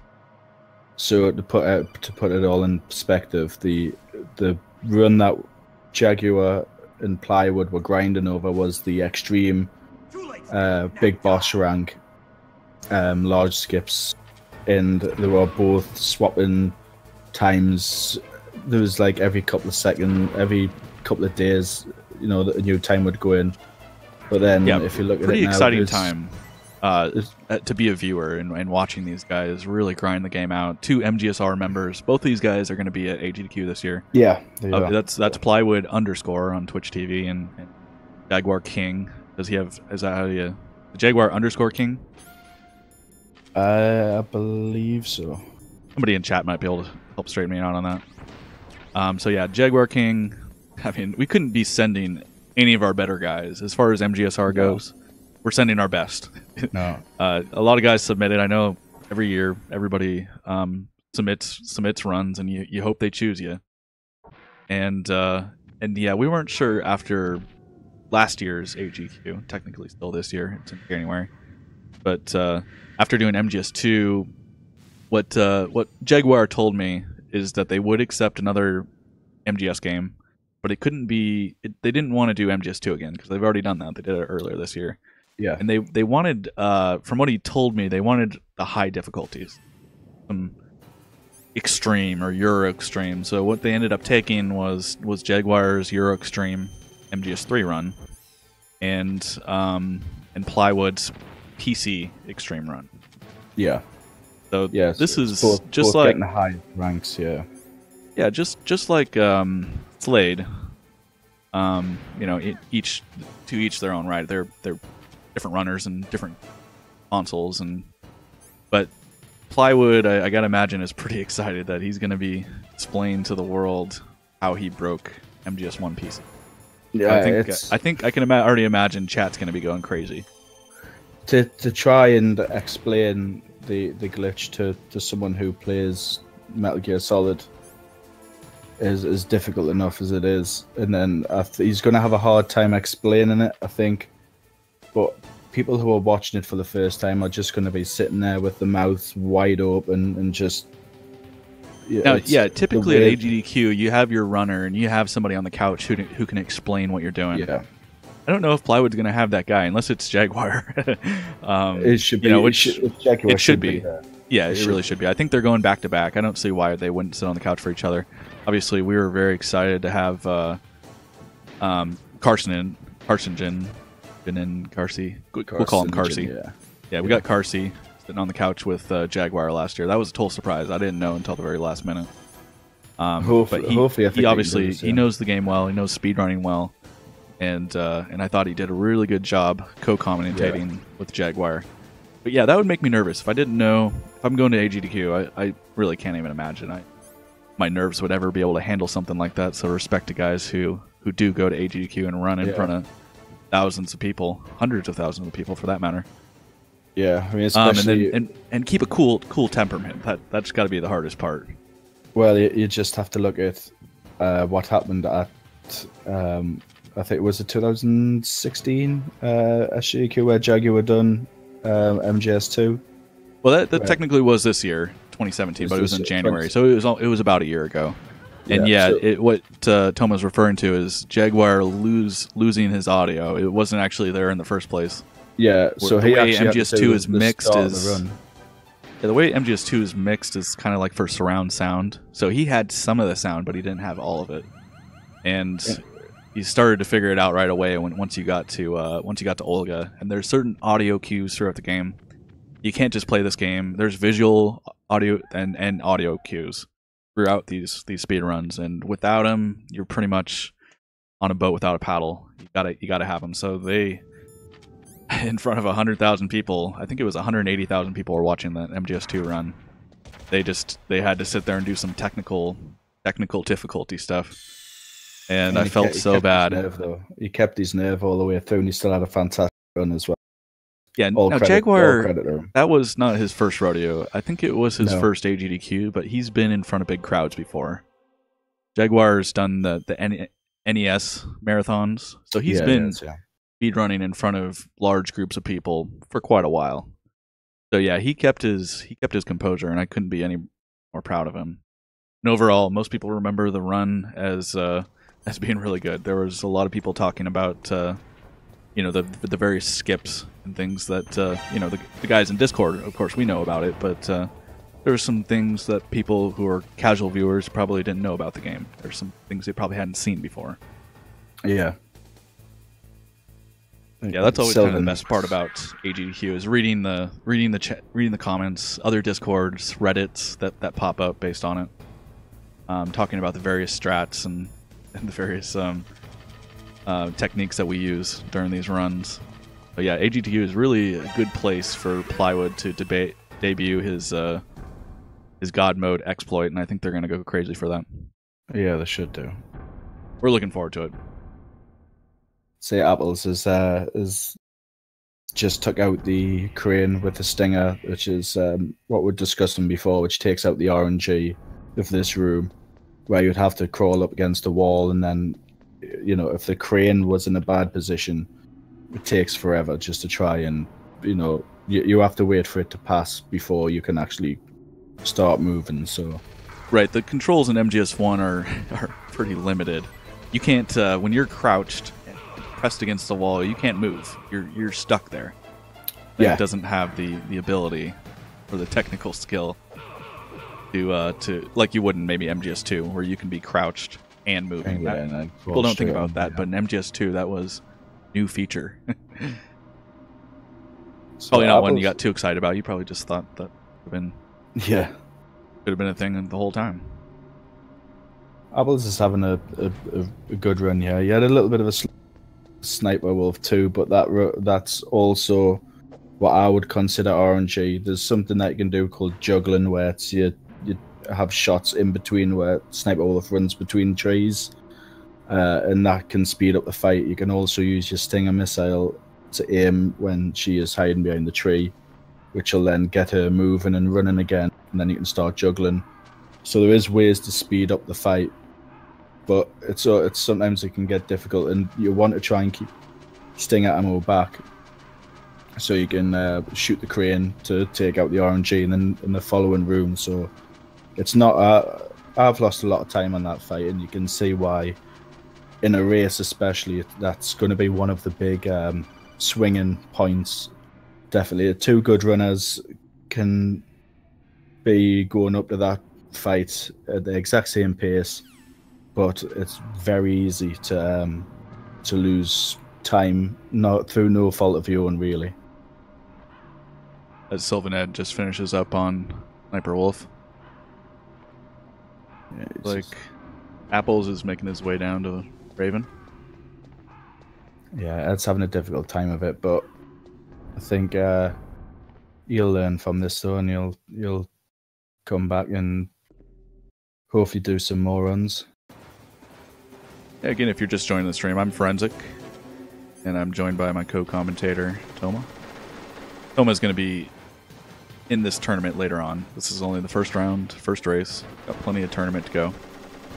Got the tournament bracket in the lower right-hand corner of the screen, and I got to apologize. I sort of rushed putting all this stuff together. I'd done the promo and I'd done the layout, but what I didn't think about until I pressed play on the stream was that the bracket was pretty hard to read. So you're going to have to take out your magnifying glass to really see what's going on in that bracket. We'll take a look at that after the stream, and obviously we're going to update that bracket too. And I do encourage you guys to stick around, because we're going to want to talk to Apples and SylvanEd, get a feel for these guys. I want to interview them, see what they're about. Yeah, so Apples is he's at Raven at the minute, and the strat for this fight is the stun lock, which he's struggled to start the stun lock off, but as soon as you get him in this position that he's in now, then it's pretty much game over for Raven, because all you have to do is you'll keep trying to fire at the missile, and he'll not hit you because you'll be behind. You'll be guarded, so pretty much you've got him in a stun lock and he can't go anywhere. So as long as you can actually initiate the stun lock, the fight's pretty easy. But you seem to have got through that with no problems. Seems to be pulling away quite nicely now. Just a quick programming note: this is the only race that we have scheduled for today, but this tournament should be pretty active through the week, as the racers. The guys just found out about the bracket seeding on Thursday, I believe, so they're gonna have to get together and talk about when they can do the actual race, a date and time. The only race we got planned for today is this one. Obviously, we're gonna go ahead and do your race next, Toma, as soon as you and Drix can agree on a date and time. Yeah. As soon as that is figured out, we'll go ahead and announce that in the Discord. If somebody wants to put a link to the Discord in chat, that would be nice. So if you want to know when the next race is, be sure to subscribe to our Discord. Metal Gear Speedrunners, or short for. Yeah, this was really fun so far. So good. Yeah, I've really enjoyed doing it. It's quite nice to talk through the game because I don't often play with the mic to talk. I never commentate through the run either, so it's quite nice to kind of step back and take a look at how the run's actually done rather than just being focused on doing small movement improvements. So, you know, trying to do little tricks. It's quite nice just to actually analyze the run and, you know, see where people can improve on and see where people make up lots of time. And yeah, just to be clear, this is the first time we've used this channel officially. This channel's been dead for a long time. I think the last time it was used was a Strafe. Strafe used it to do an MGS2 speedrun. Maybe about 7 or 8 months ago. Other than that, you know, you can see at the top of the screen, this isn't a new channel. We didn't just make it up. It was at one point a legendary channel, so it is obviously a pleasure to be a guest on this channel. And Toma, I think we were in a Discord between races when we were talking right when you got your capture card. But I don't think I've ever done any co-commentating with you before, and I gotta say you're pretty good. I had kind of a real loose leaf plan going into this that I would do some play-by-play, and then I told you I was going to give you some cues to talk about the various strats because MGS1 is not exactly my specialty. I've certainly speedrunned it before. I watch a lot of speedruns. Most people will know me from chat. That's usually where you'd see me. In other people's chats, whether it's Plywood or Strafe, you know, Drix, Stealth Edge, Tyler. I'm in a lot of people's chats, usually making really bad one-liners, but I watch a lot of runs. That's my point, and then I have made some partial attempts at running this game, but I wanted to make sure that I got a co-commentator who was an expert and could explain the strats in this game, and I don't think I could have got a better one. I mean, you're doing a great job, and I hope we can work together in the future on this channel and in each of our own streams. Yeah, for sure. Yeah, I'd definitely like commentating on the runs. It's quite nice to like say step back and watch other people's run and talk about a lot of guys itself. You know, big shout out to a lot of the guys behind the scenes. We're just the talking heads. You know, Strafe and Minnie were some of the early organizers for this race. We're able to get interest from 10 runners. We've tried to do a tournament before and nobody signed up. So this community has certainly grown. I know over this time last year we didn't have nearly as many members or people in MGSR. It was a lot easier to be a mod, to be honest. Then not nearly as many lines of text to read per day, but as it's grown, I think we got the right people in the right place. Yeah, definitely. Let's just say that was Apples there going for the rat, and he got the god rat there, which was in the best position possible. So he'll be, I think he'll be very happy with this time. I mean, he's going to go into the PAL card split sub 110, which is, you know, an impressive for someone who's only been winning the game, say for a month. He's on really good pace here. He's doing very well. Now that strat that he just used, rolling that guard there, I don't see that very often. The last time I saw somebody do that was Slade. Now there's where he rolls the guard before he goes into the PAL key room. That's kind of a risky strat, isn't it? Where I've seen some people do like a punch kick combo to sort of delay that guard. There's ways to do it, especially when you're trying to do the big boss rank and you don't want any alerts. What you would do is equip and unequip the chaff grenade, which cancels the noise of your footsteps. So you would do that. You'd go straight up to the guard, and then you'd quickly do the ninja throw, the quick throw, and then that means you wouldn't set off any alarms. You wouldn't set off any alerts. Or what you could do is once you come off the ladder, which you can see Apples has just climbed up, if you're coming down there, you can do like a punch kick combo, and then that'll give, it's like a buffer, and it'll give time for the guard to pass. So he's past the door, so it doesn't matter when you don't have to do any noise cancelling. You don't have to do any quick. You have to do the noise cancel. You don't have to do any quick throw. So there's when you're on easy though, you can just run straight for it. Really, do the noise cancelling still, but pretty much just take a run straight for it. There's no real need to do the quick throw. You're not losing much time, but there's not really much need for it. Now, just to be clear, noise canceling was not a built-in feature of the game. That's manipulating the game's code. Kind of like on MGS3. MGS3 has a thing where you can run with a chaff grenade in your hand, and the guards won't hear your footsteps. Obviously, the speedrunners have found a nice way to abuse that strat. Yeah, it's not hard to do either. It's literally just tapping R1 for equip and unequip. It's handy, especially for the extreme big boss rank. You'd use it again in the building after the crane. You go down the steps. You'll be noise cancelling all the way. Then you would quick throw the guard that's on the steps before you make your way out the door and to the elevator. So it definitely has its uses, especially on extreme. Wonder who found that. I didn't. I watched that progression video. I don't think Englishman ever identified that. It's kind of just an optimization, but it's one you use. And of course, there's also the fact that everybody runs with the the throwable in your hand, whether it's I believe it's usually the chaff grenade, right? Normally the chaff grenade, yeah. Right, and so I didn't know that for quite a while. I thought it was just sort of a a menuing thing, but you actually run faster with a throwable in your hand. Yeah, the fastest you move is with the chaff grenade equipped.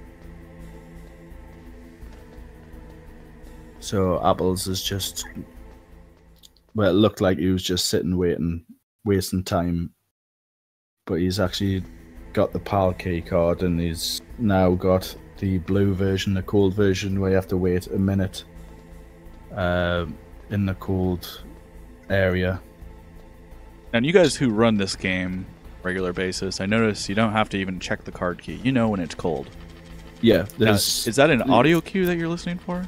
You can time it. I normally time I believe it's 1 minute or 1 minute 1 second. Then that's how long it takes. So what I normally do is 1 minute. Look at the splits, then do 1 minute 2 seconds. Then I know I can just leave, and I know it'll be fine. But there is audio cues as well. There's audio cues on both the cold and the hot PAL. Okay, so like a you're listening to the music. It's not like the card makes a sound. No, you listen to the music. There's the high, what's it called? It's like a crescendo on both the cold PAL and the hot PAL. It's like a crescendo. There's a certain note, and then when once that hits, then you're free to leave. But sometimes there is times where there's been times where I haven't been concentrating properly, and I haven't been looking at time, and I think I've maybe just ran over. I haven't been there long enough, so it's quite a risky strat to do, especially if you do the hot PAL and then you're not checking the PAL key, and you're confident you've been there long enough. Then it's if you don't check it and then you run all the way back, and then you get to the PAL laptop, and then you realize it hasn't been heated up, you've just lost yourself. Yeah, your run's over. That's a menuing thing, and menuing is big in a lot of speed runs, but particularly MGS the series, is that you're not going into the menus when you don't need to be, because you're not moving. You're in the menus. Even if it's just a little thing where you're going to go check the key, you've got to check the key, 2 times, make sure once it's cold and once that it's hot. Yeah. So these, what Tom was saying is, he doesn't want to open up his menu and make sure that it's cold. He should just know. yeah, if you get that wrong, that's a pretty big mistake. Yeah, it can cost you a lot of time. The cold pal, obviously, you don't have too much travel, but the hot, to get to the furnace and then travel back to realize that the key card isn't, the pal card isn't hot.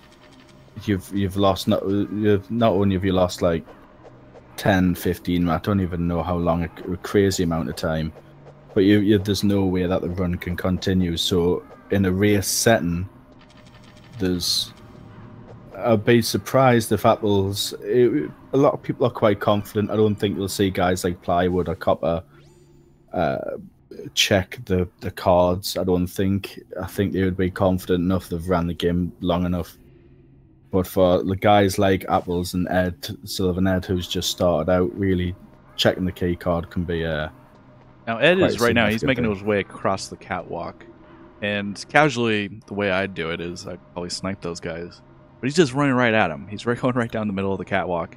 There's a certain strat that he's using with stuns, if I'm correct, right? Yeah, he hasn't pulled it off as textbook as it should be. He's got there, and it's done the trick. But the way you would do it is you would run down the left hand side, and then you would throw a stun grenade immediately, and then you dodge the bullets. You can there's a visual cue on the pathway where he's counting right. Tiles, isn't he? It's tiles, yeah. So there's a certain line that I choose. There's a certain line you can turn right, and then you wait for shots to go off. You wouldn't stop moving during this. You would wait for the shots, then you go left, throw another stun grenade, and then it's just once one stun grenade goes off, the guys hit the deck, and then when the gods get up, the other stun grenades already went off. So then you can just run straight through. Casually, you have to sit there with the PSG1, take them all out, and it takes a long time. So the catwalk strat is very, very fast. Again, if you just join us, YaBoiApples with a pretty significant lead. He's put down a very, very nice run. As I've been told, I don't know Apples all that well, but I've been told he's pretty new to this game. And just watching his run, it would be hard to tell that. So unless something pretty major happens, like a game crashing or some sort of hardware failure, it looks like he's pretty much locked up. Yeah. His first round. We'll be moving on. As far as I can tell, kind of hard to read my bracket. I'm gonna go ahead and make an adjustment there for the next one, but at least right now, he will be moving up. If he wins this race, he'll be moving up to race Raichu. Yeah, that'll be a good race. Because Apples is grinding this game pretty hard, and he's improving vastly. And Raichu's done a lot of all bosses runs, so that'll be a very good race. Definitely looking forward to that one. And I may or may not have you back. I'd like to have you back, commentate all the races that you're not in. Sure. At this point, I'd love to. But I think the format's going to be pretty much the same. It could be a commentator doing play-by-play in the restream like myself. It doesn't have to be me. But I think we're doing a pretty good job today. The lights are still on. Strafe hasn't turned the stream off in embarrassment or anything like that. So still gaining viewers.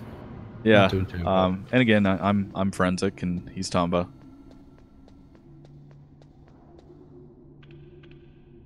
This isn't the only tournament that we're doing either. We're gonna have an MGS2 tournament.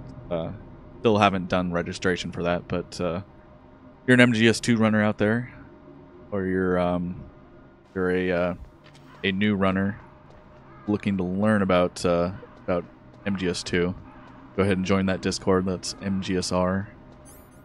Should be a link in chat. I think somebody posted one up earlier. But yeah, I'm looking forward to that one too.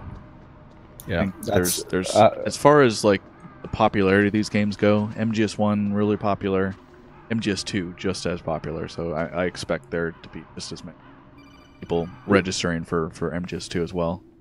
I think that there might be there's 10 people in the MGS1 tournament. I believe there'll probably be, if not the same, I think there'll be more people in the MGS2 tournament. I will be doing it as well. Having that tournament was like the inspiration that I needed to learn the run. I haven't done it yet, but now we do races. They're not. This is the first time we've actually put a race on this channel, but we do MGSR races once a week. So it seems like it's been maybe every other week, or even some of the weeks we've missed quite a few. But this year, especially earlier in the year, there was a race just about every weekend. Every Saturday is usually I like to do them.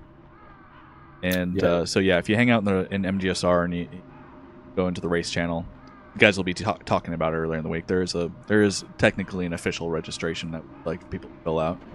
So if you do want to race and missed out on the tournament, there's still a chance. So maybe next week, if enough people register, there could be a race. In whatever category you want. It doesn't have to be MGS. You got somebody else who wants to race you. That's a race. Exactly. They do race for Twin Snakes and MGS2, and there hasn't really been many races of MGS3. But like you say, if there's 1v1, yeah, I think as far as active guys go, it's just Jaguar right now. There certainly are some guys in MGSR that are good at MGS3, but there's MGS3, not many subnet runs. Yeah, it doesn't have the popularity of the other ones. It's a especially on European Extreme, it's a hard run. Casually a very easy game on any of the difficulties. But the MGS3 speed run is just infuriating. It's all about movement. I think your movement in MGS1 and MGS2 can be pretty sloppy. Your movement, the path in which you take, is so important in MGS3 to get right. I think there's just impossible strats. The fast strat for the Fury. Not the Fury. Who's the guy with the space guy with the jetpacks? That's not the Fury, is it? No, I can't believe that I'm forgetting this. Yeah, we're supposed to be experts here. Yeah. That strat is just impossible. I know it just has given Jaguar fits.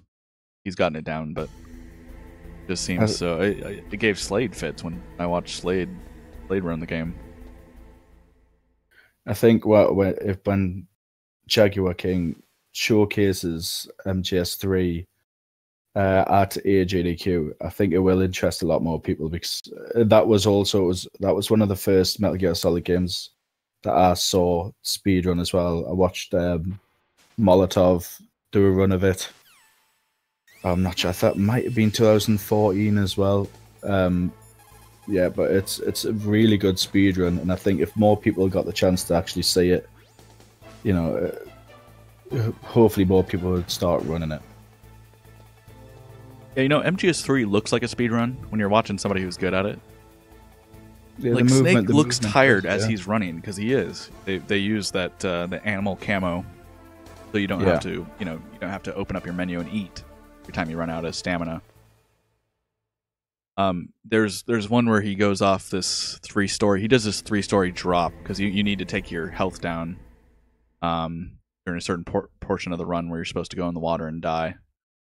And so taking your health down, he breaks his leg. He's running. He's smoking a cigar just to do anything to get your health down, so that when you do actually go into the water, what is that boss called? I can't think of his name. The one where you don't actually fight him. You just need to go underwater and die. The fear? Is it the fear? Fear? Oh, I don't say it's the fear. The fear is the one with the tongue. Sorrow. The sorrow. Yeah, there you go. The sorrow. Cat coming through for us. Thanks, Copper. Yeah. The sorrow. Yeah, I think that it looks so cool to me. Got a broken leg and he's out of breath. He's just chugging along, but it's all part of the strategy. It looks cool. So we got Apples, who's fighting Metal Gear, and there's a strat that you can use which is specific to Easy, I believe, where you just throw a chaff grenade and he just stands there and waves the arm around which you need to shoot to give damage off. So you're never going to get hit. You've got so many rations, you can tank every single hit. It's so it's a relatively easy boss. There's nothing that can go wrong. Shouldn't. Yeah, this looks like something anybody can do. You're just standing there.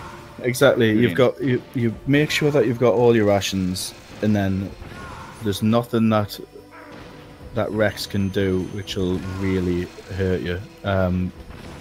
From Apples has actually forgot to equip his rations. Yeah, I hope he's switches them back on. But as you can tell, he just stands there and he's just firing stinger missiles. This is one of my favorite parts of the run, as the Liquid speech begins right here. Liquid. YaBoiApples gonna fight Liquid here, and the infinite punch. Could you talk about that just a little bit? I can. It is the bane of my life. It's something that I struggle to do. What it is it's a stun lock, which you can pretty much do on Liquid, which happens when you all you want to do is you want to punch. So you want to do the combo punch, which is the 1-2, which is the double tap of circle. You don't want to hit it 3 times because that's when you do punch kick. So it's you have to have a nice constant rhythm, pressing circle, circle, circle, circle, and then that's how you get what's called the infinite punch. But there's also a setup for it at the start, which you'll see. I believe Apples can do it. I don't think I've seen him do it on stream, but he has said that he can do the infinite. So what you'll do is you'll run straight for Liquid, you'll toss him over, then you'll move. You will move around, and then you'll get him in a position where you can toss him again, and then you'll be. If he starts the infinite punch and he gets it, if he stays in there, he's locked in basically. And then you just once punch you start keep this punching. infinite punch, the positioning of Liquid matters.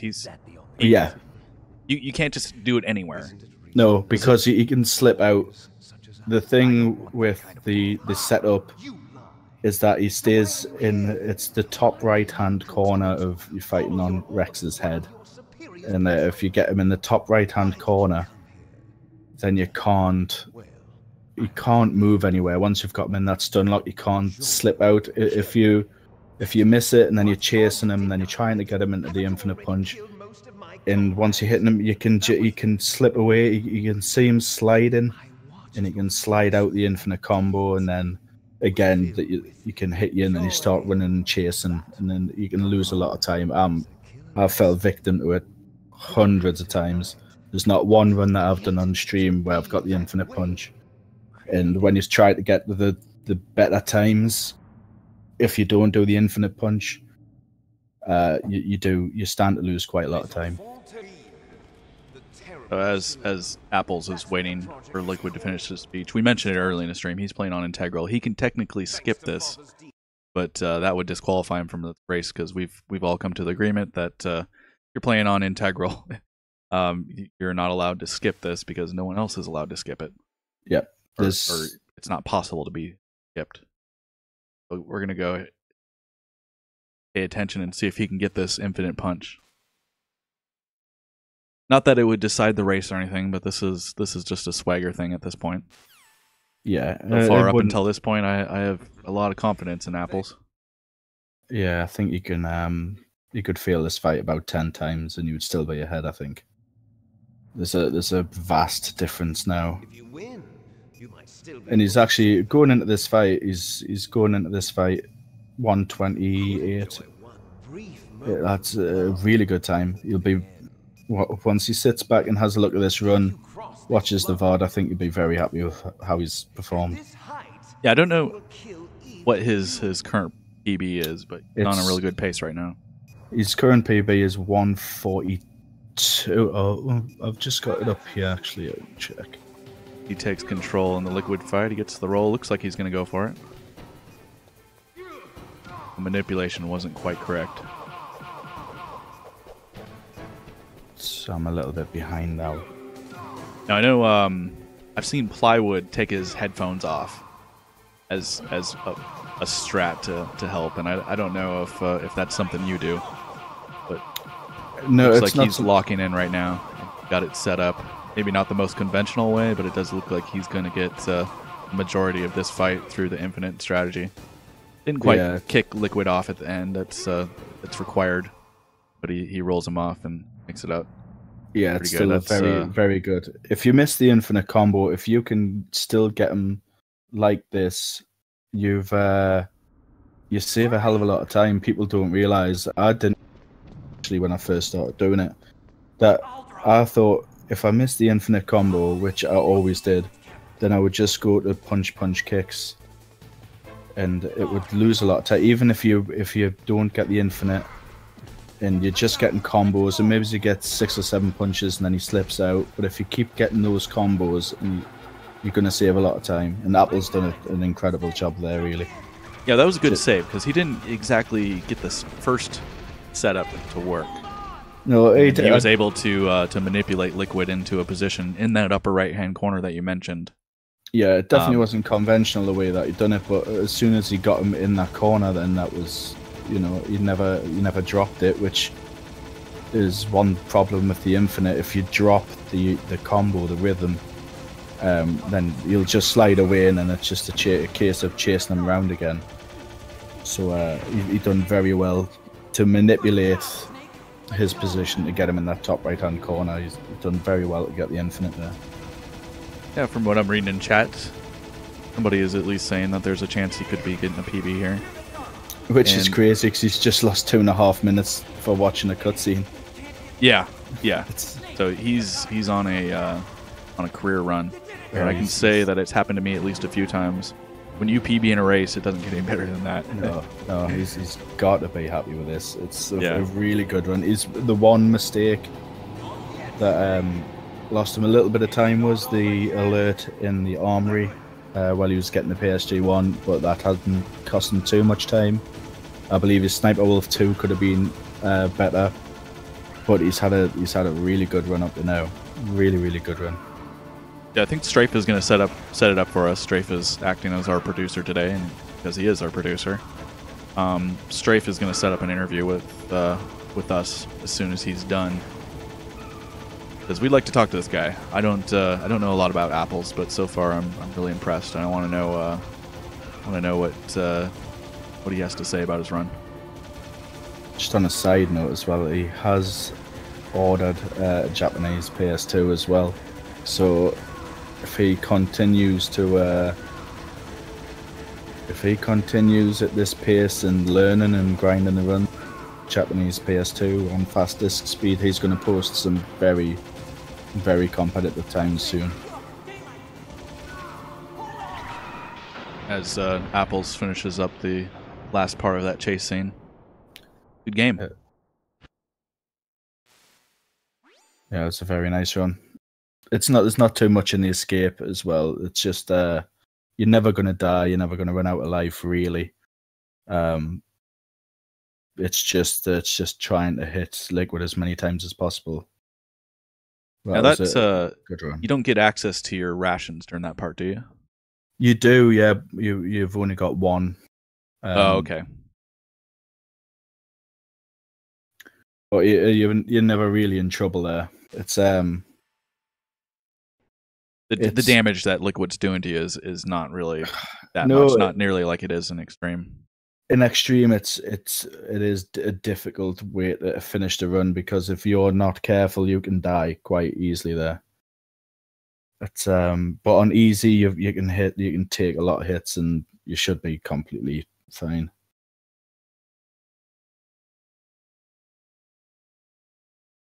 Yeah, it looks like at least one person's confirmed that was a PB. Yeah, again, good game. The Apples. This is my first look at him, and I think a lot of people's first look at Apples. And really well as done. we mentioned earlier in the stream, he's new to this game. He's just learning it, and there's some grinders out there, man. I remember talking to Jaguar before he went to AGDQ last year, and he was running, really fast MGS2 runs after only playing the game for 2 months. He was largely an NES runner. Yeah. I think he did Castlevania. He'd done a number of games, but he picked up MGS2 and 2 months, a month maybe. I think he said a month before he was getting 140s. You know, I think his estimated time for AG2Q was 140, which 140 is respectable for MGS2 EE. So there's guys out there who are just picking. It's not me. I'm certainly not one of those guys who are just picking these games up quick. And as we attributed to it, there's a lot of good information out there. You go and join the community for any community, whether it's Ocarina of Time or Pokemon.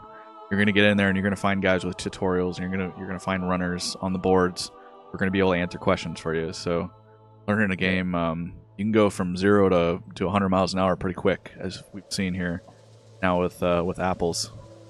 Very, very cool that to me at least, because I was kind of back a year ago trying to help get MGSR going. Not the first time it had been created. It was more or less being revived about a year ago.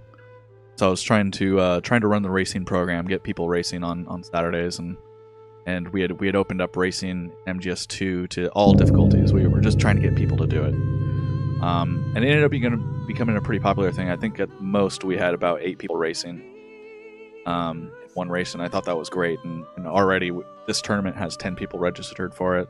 We've got an MGS2 tournament that people have shown enough interest in that we'll eventually do on this channel here. So if you haven't followed this channel, it's going to be alive a lot more than it has been in the last 4 or 5 years, which hasn't been, just pretty much been nil. So yeah, some upcoming marathons that haven't been officially slated yet, but we do expect to do some marathons. So if you're a runner out there and you've got decent equipment, we'd like to talk to you. The credits play. It's all but official. As long as his hardware doesn't freeze, he's moving on to the next round. Yeah, so it will be Apples versus Raichu in the next round, which will that'll be a very, very good race. I think it's Apples, up and coming, and he's been making huge improvements. So to see him, Raichu's been running this game for a good few months now, and he's been posting some good times. So it's kind of it'll be interesting to see. I wouldn't want to put money on either runner there. I think it'll be a very tight race.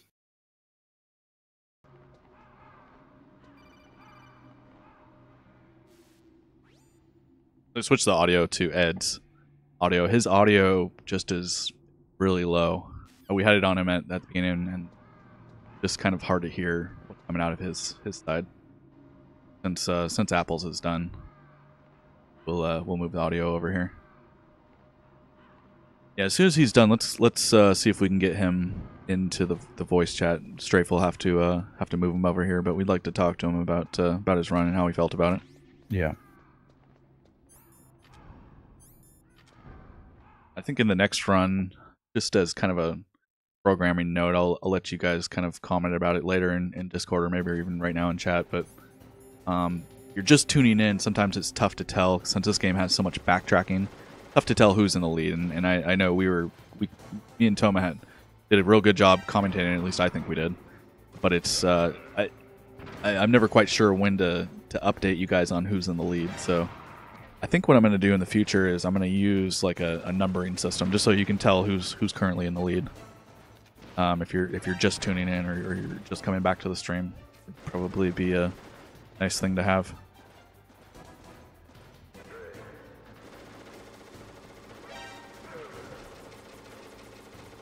So yeah, we're expecting most of this tournament to go down this week, and probably it would be nice if you guys could get a run scheduled for tomorrow. Obviously, we're gonna have to finish off this first round with you and Drix. Yeah, but I'll speak to Drix. I'll see what I can do. I think tomorrow's going to be tough, but Monday will be pretty ideal. So it'll be nice. Like I say, you don't really want a tournament like this to be dragging on and waiting for guys in the first round to be, finishing theirs up. So I'd quite like to get it started relatively soon.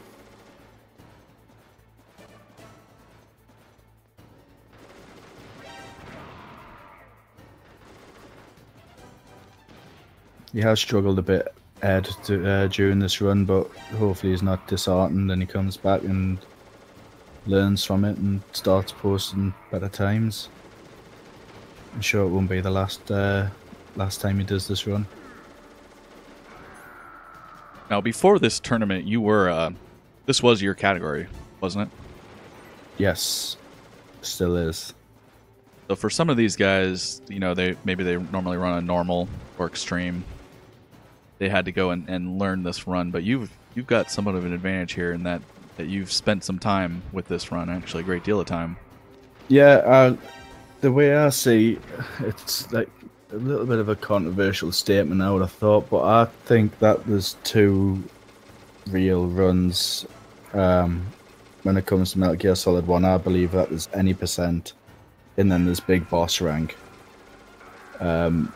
So I think the best one for me, the best one that I wanted to do was any percent all bosses, really, which is easy. You know, I wanted to be the fastest person, whether it's, you know, on large skips or it was all bosses. I just wanted the fastest time, and to get the fastest time, it was just to play on the easy difficulty. Yeah, any percent isn't a common term in MGS speedrunning. No, it's not a thing. It's not a thing. It's easy. You've got the 4 difficulties. So you got easy, normal, hard, and extreme. The most popular ones are easy and extreme. Can I interrupt? Yeah, go ahead. You got I got apples ready. Okay, yeah, So- we'd like to talk to him. You could put him in our All channel right. with us. I'm gonna move him then. Grafe, our lovely producer, who's done a great job today. Wouldn't mind having a assistant here working behind the scenes. Just let me do the talking. It's your boy. It's your boy, How's it going? Apples. Congratulations, run. man. Thanks, dude. Just straight off the bat, I heard it's official that you got a PB in that run. Yeah, even with the 2-minute cutscene that I usually skip. That was a crazy run. There was, we pointed out, I think there was only one mistake in the armory. Oh with yeah, the I PSG1. usually fuck that up, to be honest. That's a risky move. No, I didn't even do the risky move, to be fair. I was just a bit shit there. But Yeah, the lasers in the PSG1 room, wasn't it? It was just yeah, I was a bit off position. Was trying to be a bit rushy, but and the other thing was the liquid fight. Like I didn't get him into the good position right away. you still done very well on that, because I still struggle with that fight really badly. But I've got a metronome that I made specifically for that fight. nice. That I play it on an MP3 player. So I turn the audio off and I just put my headphones on, and it goes. It's like a drum. It goes like. That's genius. Now, yeah, for I most can, people who don't know what a metronome is, maybe you can explain that to us. So, well, basically the rhythm in the game is like, well, it's like 4 on the floor. I don't know how to explain it, but Right, these are just music counts terms. time. Yeah, a metronome is what musicians use, like when they practice, right? That's Yeah, I like think for being a drummer, because you can sort of change your helps me. BPM throughout a song, and you want that to not change. Yeah, I spent a lot of time working out the track for it, and it's hard because the rhythm you got to punch at is 107 beats a minute. So, it's not like a common one. So I had to. Yeah, do quite what a could bit. you say a genre of music would be in 107? That's kind of fast for rock and roll, wouldn't it be? Nah, it's kind of slower actually. So it's you could do it faster. You could do it like doubling the beats up. It is quite a fast rhythm, but I do it on the slower tempo. So it's actually like. So like. It's a very good impression of a metronome, by the way. That is almost exactly what they sound like. Yeah. So you just figured that out one day. You were just experimenting. That's obviously a pretty hard part of the fight. A lot of these races could come down to that fight, and whether or not you get the liquid infinite. Yeah, I mean, I wanted to hold that back to myself for today, but I'm going to be sharing the metronome on the speedrunning Discord as well. Good Okay, man. so you're just waiting for your race to finish before you go ahead and share it with us. Yeah, I'm being a sneaky bugger. What was it? Trombone said in chat that he's got a 1 second time save somewhere in the run. I think it's somewhere at the beginning of the run that he's going to keep to himself until the end of the tournament. Yeah, with the tank. I think I know what it is. I reckon he's not going left. I reckon he's running straight ahead and dodging the first shot from the tank somehow. Yeah, Trombone Chino. We'll have to wait and see. He's not going to tell. He's not going to tell us. I reckon that's what it is. So yeah, we were very impressed with the run. It looked like he started to pull away towards almost right at the beginning, right after Garden Counter, but really kind of solidified it during the tank battle. Yeah.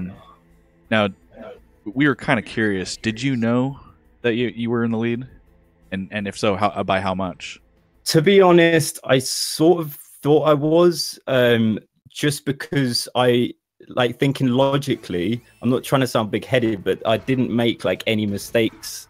Like there was probably like lines I could have done better and stuff, and there was a few times I could have finished fights a little bit quicker. But I thought like he'd have to be playing fucking well to. Sorry, I don't know if I'm allowed to swear. For right now, just kind of imagine that this channel hasn't been woken up in a while. And so I'm not sure if it has the parental advisory setting on it. So just for now, we'll try to keep it PG-13. Use flip. Yeah, flip. I'll say flip. Yeah, I just thought he'd have to be playing really well to be beating me at that point. But I didn't think I was that far ahead, to be honest. Yeah, we can see you on screen right now with your buddy. You want to introduce your friend? Yeah, this is Dolde. He's another streamer. He's been sitting here and just blasting memes at me and vaping in my face. Vape Nation. Let's do those Vape Nations up in chat. I can't do it. So yeah, Dylan's cool. He's like they're obviously on a delay here. From what you see and what you hear. Yeah. He's gonna go ahead and vape for us. And so he must have been acting as somewhat of a spotter or watching the other stream and trying to. I know personally, if you're in a race and your heartbeat's going, it's kind of nice to know. Okay, bro, you got a little bit of a lead here. You can relax. I honestly didn't know until I'd finished, and then I opened up the stream myself because I asked him. Well, I asked everyone in my chat not to tell me. Yeah. I didn't want to know, to be honest. I didn't even have a sneaky peek or anything. I think it's just best to get it done, innit? So were you using your splits at the time as well, or were you just running, concentrating solely on playing? Yeah, I was using the splits too. So you must have knew you were on good pace. Yeah, for my PB. So it was like 3 minutes, including that cutscene that I didn't skip. It's like 3 minutes off my PB. Yeah, and we've been wanting to ask you, what have you ever been in a race before? No, this is the first time I've only been speedrunning this game for 2 weeks or 3 weeks, and I've never speedrun a game before. I've never even tried. That's absolutely incredible, and obviously you've played the game before, so maybe as a kid or I've casually. completed it probably 50 times and casually. How long have you been a member in MGSR? Only a couple of weeks. Tom invited me there. Yeah. Did you find it easier to learn the game once you joined and were able to talk to some guys who've done it before? Or yeah, how did you learn? Did you have a tutorial video that you watched? I watched Plywood's video. That's quite informative. And also Jaguar Kings. I like how in detail he gets with it. And I tried to find ways that I could optimize things myself. Like I've got a positioning strat with Liquid as well, which is kind of different to what I saw on other people's streams. I kind of messed it up today, but usually it's a lot more consistent. And yeah, sorry, what was the question again? I forgot. Well, we're just wondering who the heck you are. Where the heck did you come from? Have you been a speedrunner before you ran, or is this your first speed game? I've only speedrun for the past 3 weeks. Okay, so you just you were sitting on the couch a month ago. You'd never speedrun anything. What it was I was just looking up like Metal Gear Solid videos and stuff, and I just come across I think it was Metal Gear Slade's speedruns, like the extreme big boss ones, and I was like, fuck. Like, which we don't even have to tell people who Slade is. Slade is a household name from these parts. Yeah, like he's a god. Like a lot of these people are, to be fair. He really is. He's quite humble too. Most people who know him will say that he's not going to go around bragging about anything. Well, I've never met him, to be honest. He's the type of guy. He'll not claim that he's got any world records or anything. He's a step above everybody else. But he'll take a step back. He'll help if you've got questions. He'll help out, and I can tell you that a lot of people will say that I saw Slade, and so I started running the game, and a lot of people, as a moderator, it brings in quality people. We don't really have to mod. It's not the hardest job. Occasionally, we'll have a little bit of drama flare up, but you guys are little darlings. I mean, you really are. I mean, we don't have to discipline anybody. We got this jail, and we haven't put anybody in it in several months. Yeah, not all communities go that way. There's arguments. There's people who troll. I've heard that there was some sort of. I've heard like when I've been watching other people's speedruns, like things will get mentioned about like previous drama and stuff. But I'm told that we stay away from that stuff. Yeah, so... I mean, I got. We haven't had to. I didn't. I'm watching chat as we're going along here. I haven't seen anybody have to delete any messages. I haven't seen any trolling or fighting or name calling. It's just been big spot in a wife's beater. Like... Yeah, we don't even need moderators. Just demod all of them. That's really cool. So yeah, but you're a gamer then, right? So obviously, Metal Gear Solid isn't the only game you play. What else do you like to play? I started off playing Dark Souls on like Twitch, and I was really bad at the start. I've done like a couple of runs. I don't really obviously speedrun it. Like I said, Metal Gear Solid was the first one, but I've done a playthrough of Dark Souls 3 just playing with one hand, and I haven't done the DLC yet. But that was one thing. Explain that a little bit, because that one hand. What do you mean one hand? I just use my right hand on the controller, and then I've got my other hand free for chat. Okay. So I just, is that like a challenge thing, or is that just so you can type in chat? It's just a challenge thing, seeing if I can. And I didn't think I would be able to do it, to be honest. But yeah, I've also got up kind of like a blindfold run. You're just doing a one-hand run, just one hand percent. Instead. I've also got up to the third boss just using my feet. So you like to challenge yourself. Let's put it that way. I love challenge runs. Honestly, it's funny. It gets more interactive with like people. I don't think I've ever heard that before. I think I've heard one hand before, but not just the feet. I think the video is still on my channel somewhere. So right, you're just doing it for fun. Are you timing these runs? Nah. Like I said, it's this was the first time kicks. I even got into speedrunning. I didn't think I'd be able to do any of that stuff. Well, here you are. I didn't think I'd be any good at speedrunning because I'm a bit slow in the brain, you know? Like, honestly. You're very fast. Up to this point, we don't have any proof of that. Yeah, we were impressed with your run, and we look forward to seeing you move up in the tournament. And obviously, you're going to be racing Raichu next. I'll tell you now, Raichu's he's gonna own me. No, it's not his first rodeo. I'll put it that way. It's the way that you're improving now, though, Apples. If you have, let's say, another week, and if you grind this out for a week, you've just took 2 minutes off your PB there. You could have saved 2.5 minutes from a cutscene. You know, you've got improvements that, you know, you could post a sub 140 time during a race next week, no problem. So. It's not going to be, it's definitely not going to be a walk in the park for either runner. So it's going to be a really good race to watch, I think.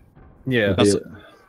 Sometimes speedrunners catch the bug and they start, you know, what's next? That's what I've got to ask now is, Are you going to stick with MGS1? Obviously, for this tournament, you're going to want to be practicing. But are you looking at any other MGS games or any other games out there that you're looking to learn or looking to speedrun?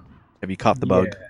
I really want to learn to do Final Fantasy 9. You're brave. You're very brave. I know it's the thing is the thing that's exciting about it is like there's so many points where you can just die like that and that's it. Yeah. And it would be like one life sort of runs. And they take like 9 hours and 12 minutes. I think the world record is it's around there anyway. And just to like have the knowledge and like that to go through something that long, and then the feeling you must get when you actually beat it and moving up the ladder and all that would be like friggin' amazing. I mean, Metal Gear Solid 1's really fun, but it's so short, you know. Yeah, it's an hour and a half, you know, hour and 40 minutes. But when you mentioned 9 hours, that's not just that's endurance. That's just and the thing is, I stream 8 hours a day, so the one thing is, if I kept doing it and dying, I can't keep restarting like I can with Metal Gear Solid when I'm streaming. Do you know what I mean? So I think it would mess with my stream times a bit. So I'm a bit cautious about it.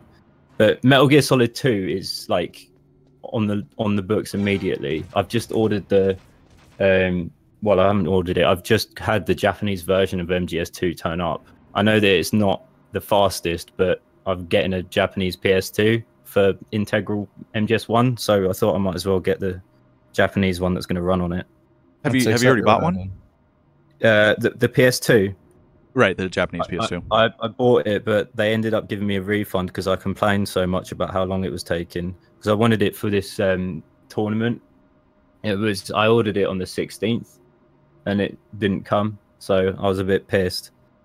16th was almost half a month ago. I would be probably upset. You know upset I mean? too. And he was in England. It wasn't the thing. The integral version of Metal Gear Solid. I'll show it to the camera now. The integral version of Metal Gear Solid, Japanese version, took like 3 days to get here, and it came from Japan.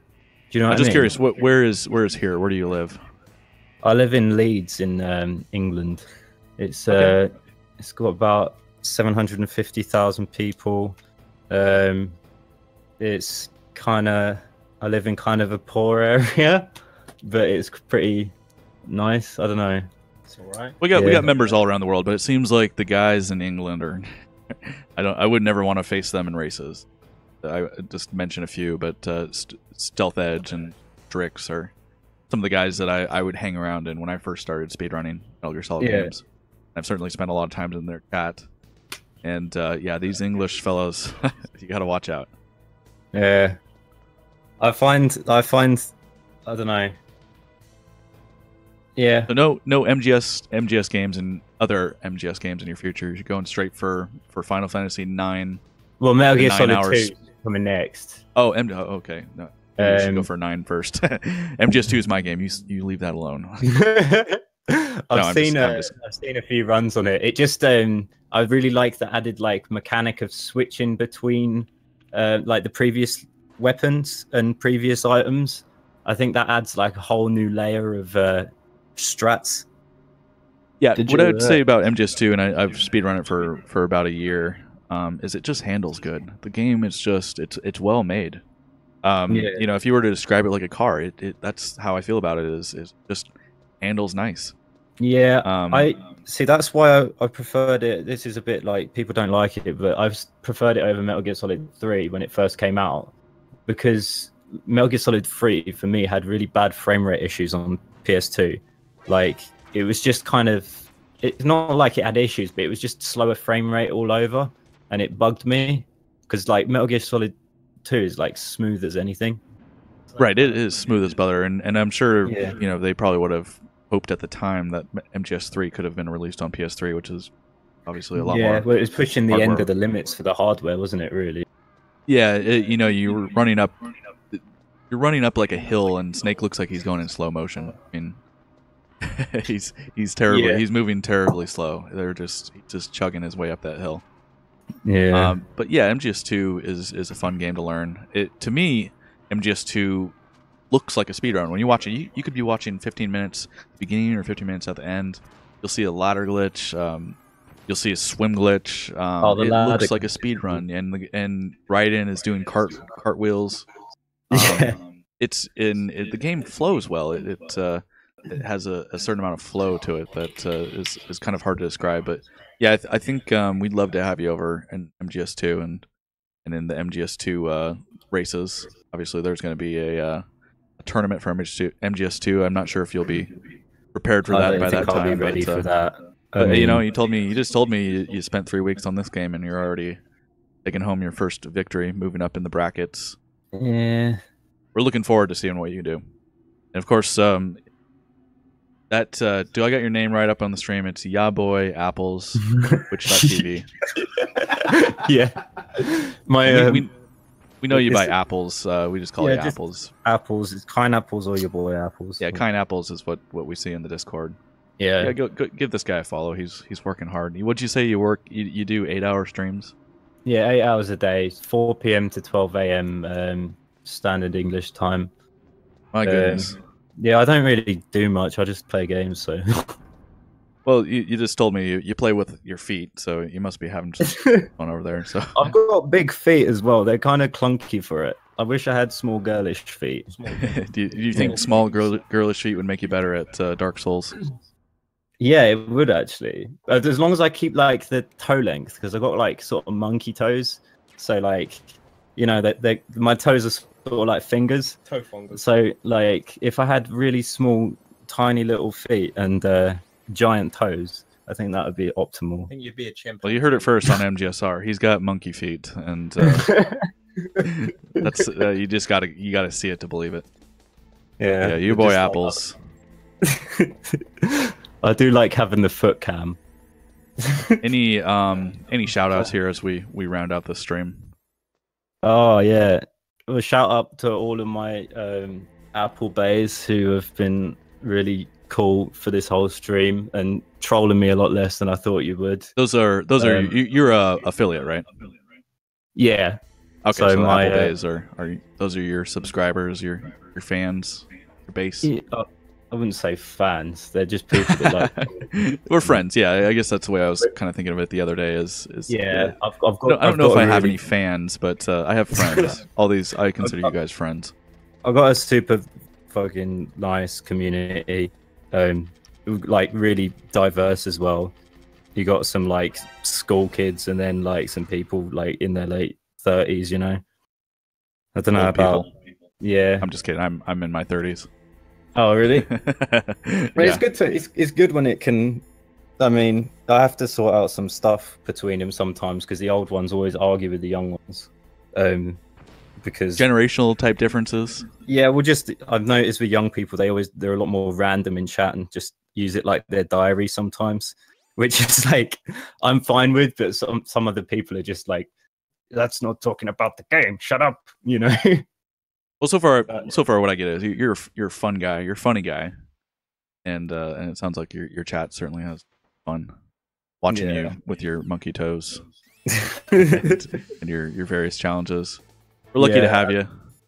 Big shout out as well to Blizz and Aona, who Aona basically found me on Twitch when I was streaming to 0 viewers a few months ago, and started hosting me up.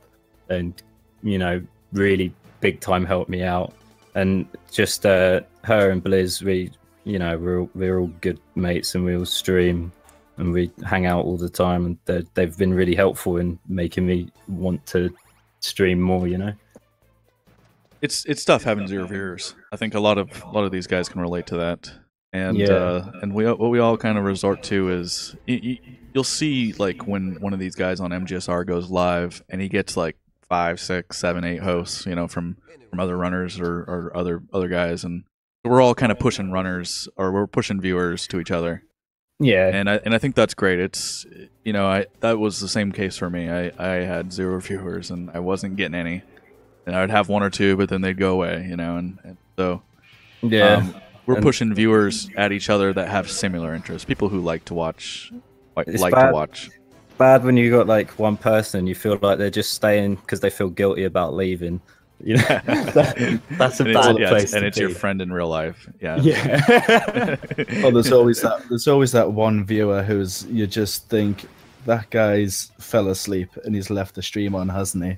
Yeah. So he's just been there for too long.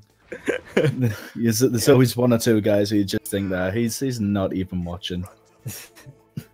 Also, Toma has helped me out big time, got to say, with the speedrun in specific. Yeah, Toma. Did Toma recruit you?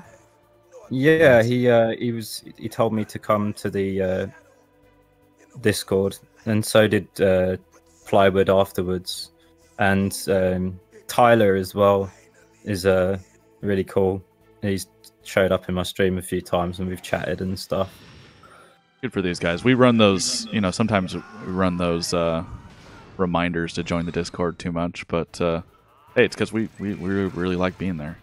We really have a good time and get to meet new people like yourself. And obviously, there's enough information there to get guys like you with 3 weeks of experience a really nice run.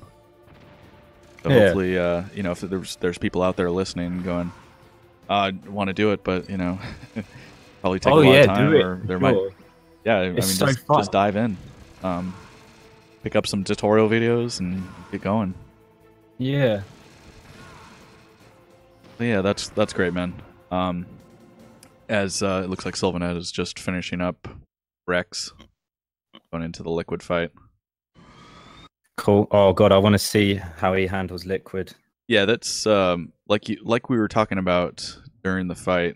This is hard to set up, and everybody has a different way of doing it. But manipulating Liquid in just the right way to get him in that upper right hand corner is quite tricky. And I've never heard anybody say that they use a metronome, which like I was saying earlier, not a lot of people even know what a metronome is.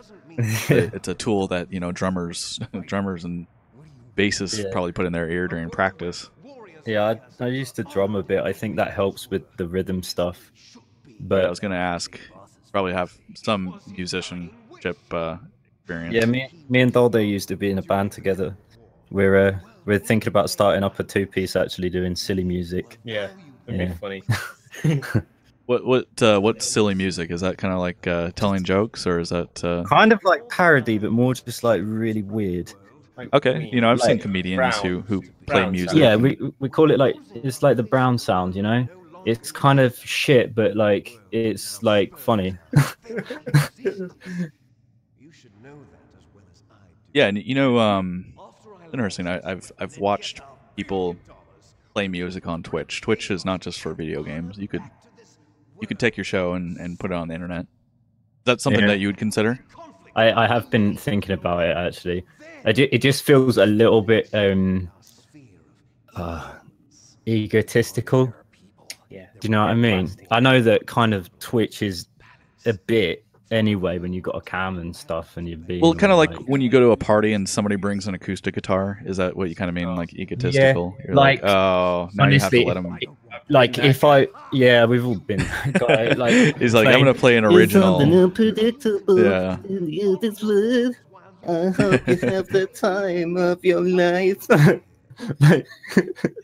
But like, that's pretty good.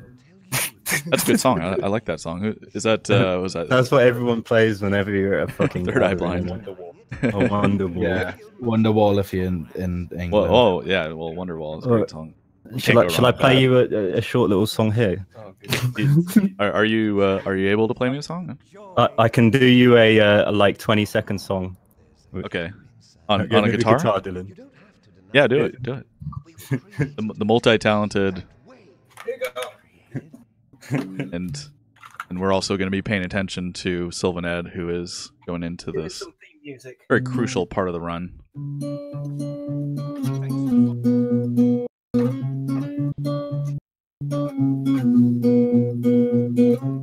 Hey there, Delilah, you've got something on your face, and I don't think that it's a spider, 'cause it's got more than 8 legs, oh fucking hell. Oh my god, that's actually pretty good.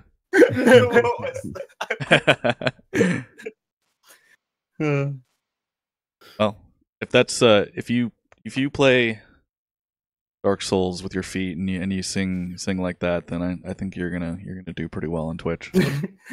Play guitar and then complete Dark Souls with your feet whilst doing parody songs. Yeah, that's really cool. That's I didn't expect that. 500 You know, viewers. I told Strafe that I wanted to get you in and have an interview. I didn't think you'd be singing to me. Swept off my feet here. No homo. Right. And we're just shit, he's on liquid. we're still watching SylvanEd here, and we're real curious whether or not he's going to get the infinite punch. Let's see how he does. Going into this race, Apples, did you think you would be doing a half-an-hour post-race interview whilst watching your opponent still on the final boss? No. I thought he was going to give me the big cucumber, to be honest. Yeah, we didn't know how to weigh that race. It was kind of a coin flip. You know, I look at him and I go, you know, we got plywood and copper, and I'd kind of give plywood the edge there. He's Mr. AGDQ this year, but you really can't discount copper. That's going to be a really good race. I can't wait to call that one. You know, same with the one with Trombone and Tyler. I think that's going to be good. I know Tyler's specialty is not all bosses, but Tyler was telling me, he was like, I've got worse paired up with like the second worst possible person. Like, and I was like, oh god, he sounded really a bit didn't get scared. the luck of the draw there. But Tyler's a quick learner.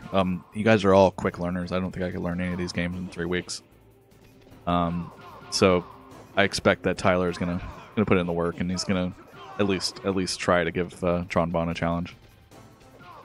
Yeah, I haven't watched any of Tyler's runs to be honest, or I don't know how to say that name. I know you just said it, but I don't want to embarrass myself. Trombone. Is it Trombone? Trombone. Yeah, Trombone. Yeah, cool. And yeah, oh god. So yeah, I'd probably weigh Trombone as a favorite at match. Yeah, our betters out there. It looks like Ed has gone with just a traditional strat and just been knocked down by Liquid. This Liquid fight is hard, and people forget that. But I remember the first time I ever played MGS1, I got stuck on Liquid for like 3 weeks. I was playing on easy too. It is a hard fight. It's a well-designed fight. You think about the technology that they had back when this game came out, and 3D was kind of new, and designing boss fights. All of the boss fights in MGS1 are really clever. This Liquid one it's brutal. Once you know the way he works, it's all right. Like, the thing is, like, a lot of the time what I screwed up was running at him when he's just in the corner and trying to straight up do the infinite punch, because every time you do that, what he's going to do is angle around you and kick you in the face. So just don't do that. So you have to like flip him first. Do you know what I mean? Like, because it just reliably, he'll just kick you in the head if you just run straight over to him, if he gets out the infinite punch, then you spend a lot of time chasing him. The hardest thing about that boss is listening to fucking Liquid saying, "Nice shot!" Yeah, he's kind of egging you on as you're going through it. That's when you know you've got it, though. I mute the audio. Once you hear Liquid say "nice shot," then you know that you're on the path, and you know that you're. Yeah, I had mentioned it earlier in the stream, but Plywood, although he doesn't use a metronome, he does take his headphones off for this fight.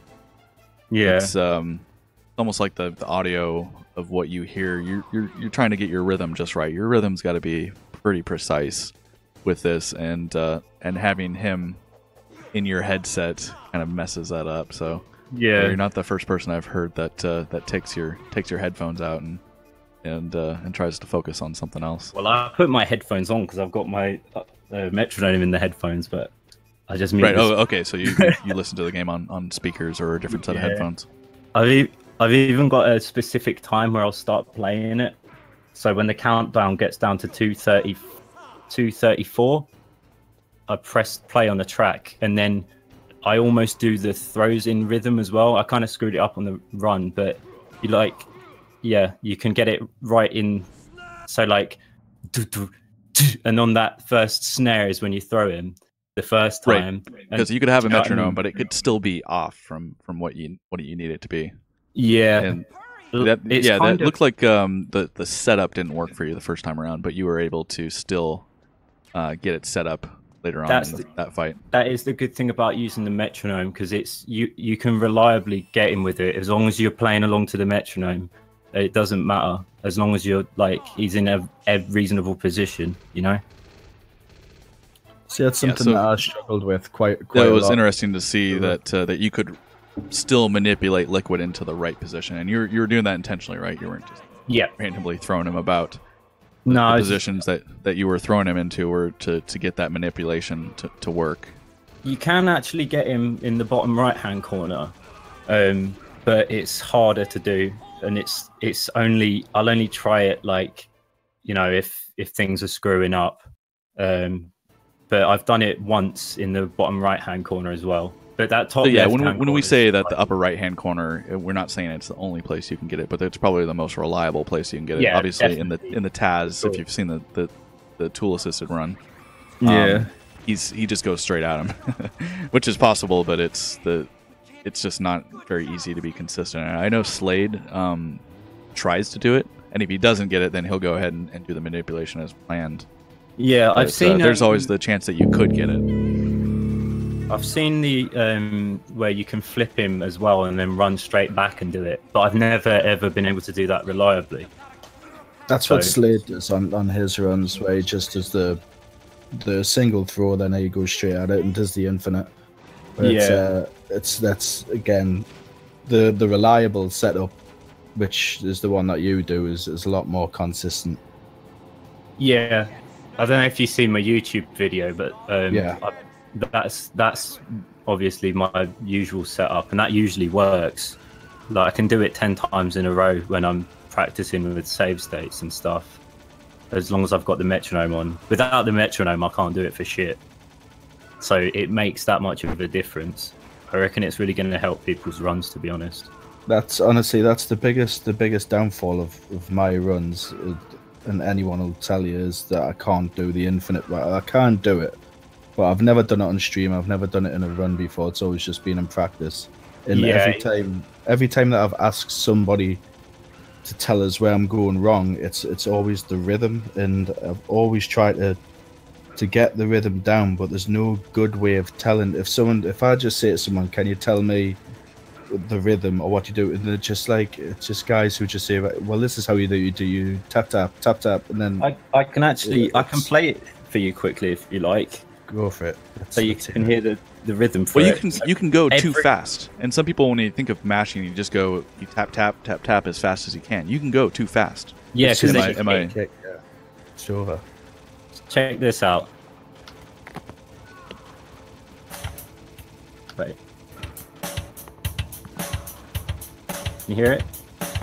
Is that the rhythm that you use when you do the liquid fight? Yep. So it's kind of a drum beat and a metronome. Yeah. So it's like every do do do do do do do do. God, I'm doing that now. That's incredible. So that's what you're listening to in your ears as SylvanEd has just finished the chase. So good game to SylvanEd. Yeah. Like just a bit over 2 hours. So that's the rhythm. That I've just done that rhythm now on my controller in front of us. Yeah. And I never dropped what I feel like I never dropped the rhythm there. Yeah, you won't. Honestly, it's great. And if you use the button up feeling, so that it's almost like that was the worst as the hi-hat. So it's like dun, dun. That was the worst one I've ever done. The hi-hat is where you lift the button up, so it's like Yeah, it's perfect, isn't it? Yeah. I'm gonna have to try. Yeah, send that in Discord. I think that'd be extremely useful for anyone to put. Yeah, in, if you could, I mean, maybe after your next. Yeah. I'm not sure if you want to keep that to yourself until after the tournament, but well, to be honest, I might as well put it on, because someone could just sample it off of this. Just go ahead and listen to the VOD and make a loop out of it. Yeah, but don't do that if you're clever enough. Well, you already said it. What did you say? 107 is the BPM. 107 BPM. Yeah. Yeah. So just go get your own metronome and put it at 107. And Yeah, I'll just put it up there. I mean, I think what's Yeah, I nice didn't about the bring my community is people do want to I help. didn't bring my PS3. Like, if you're not trying to get Like- more challenge, like you know, holding back secrets and stuff is just a bit silly. I don't know. Yeah, 'Cause- it's not a common thing that's done, especially in Metal Gear Solid 1 community, especially. I think everyone shares Yeah, sort of optimizations because, you know, the better other speedrunners get, the better you will.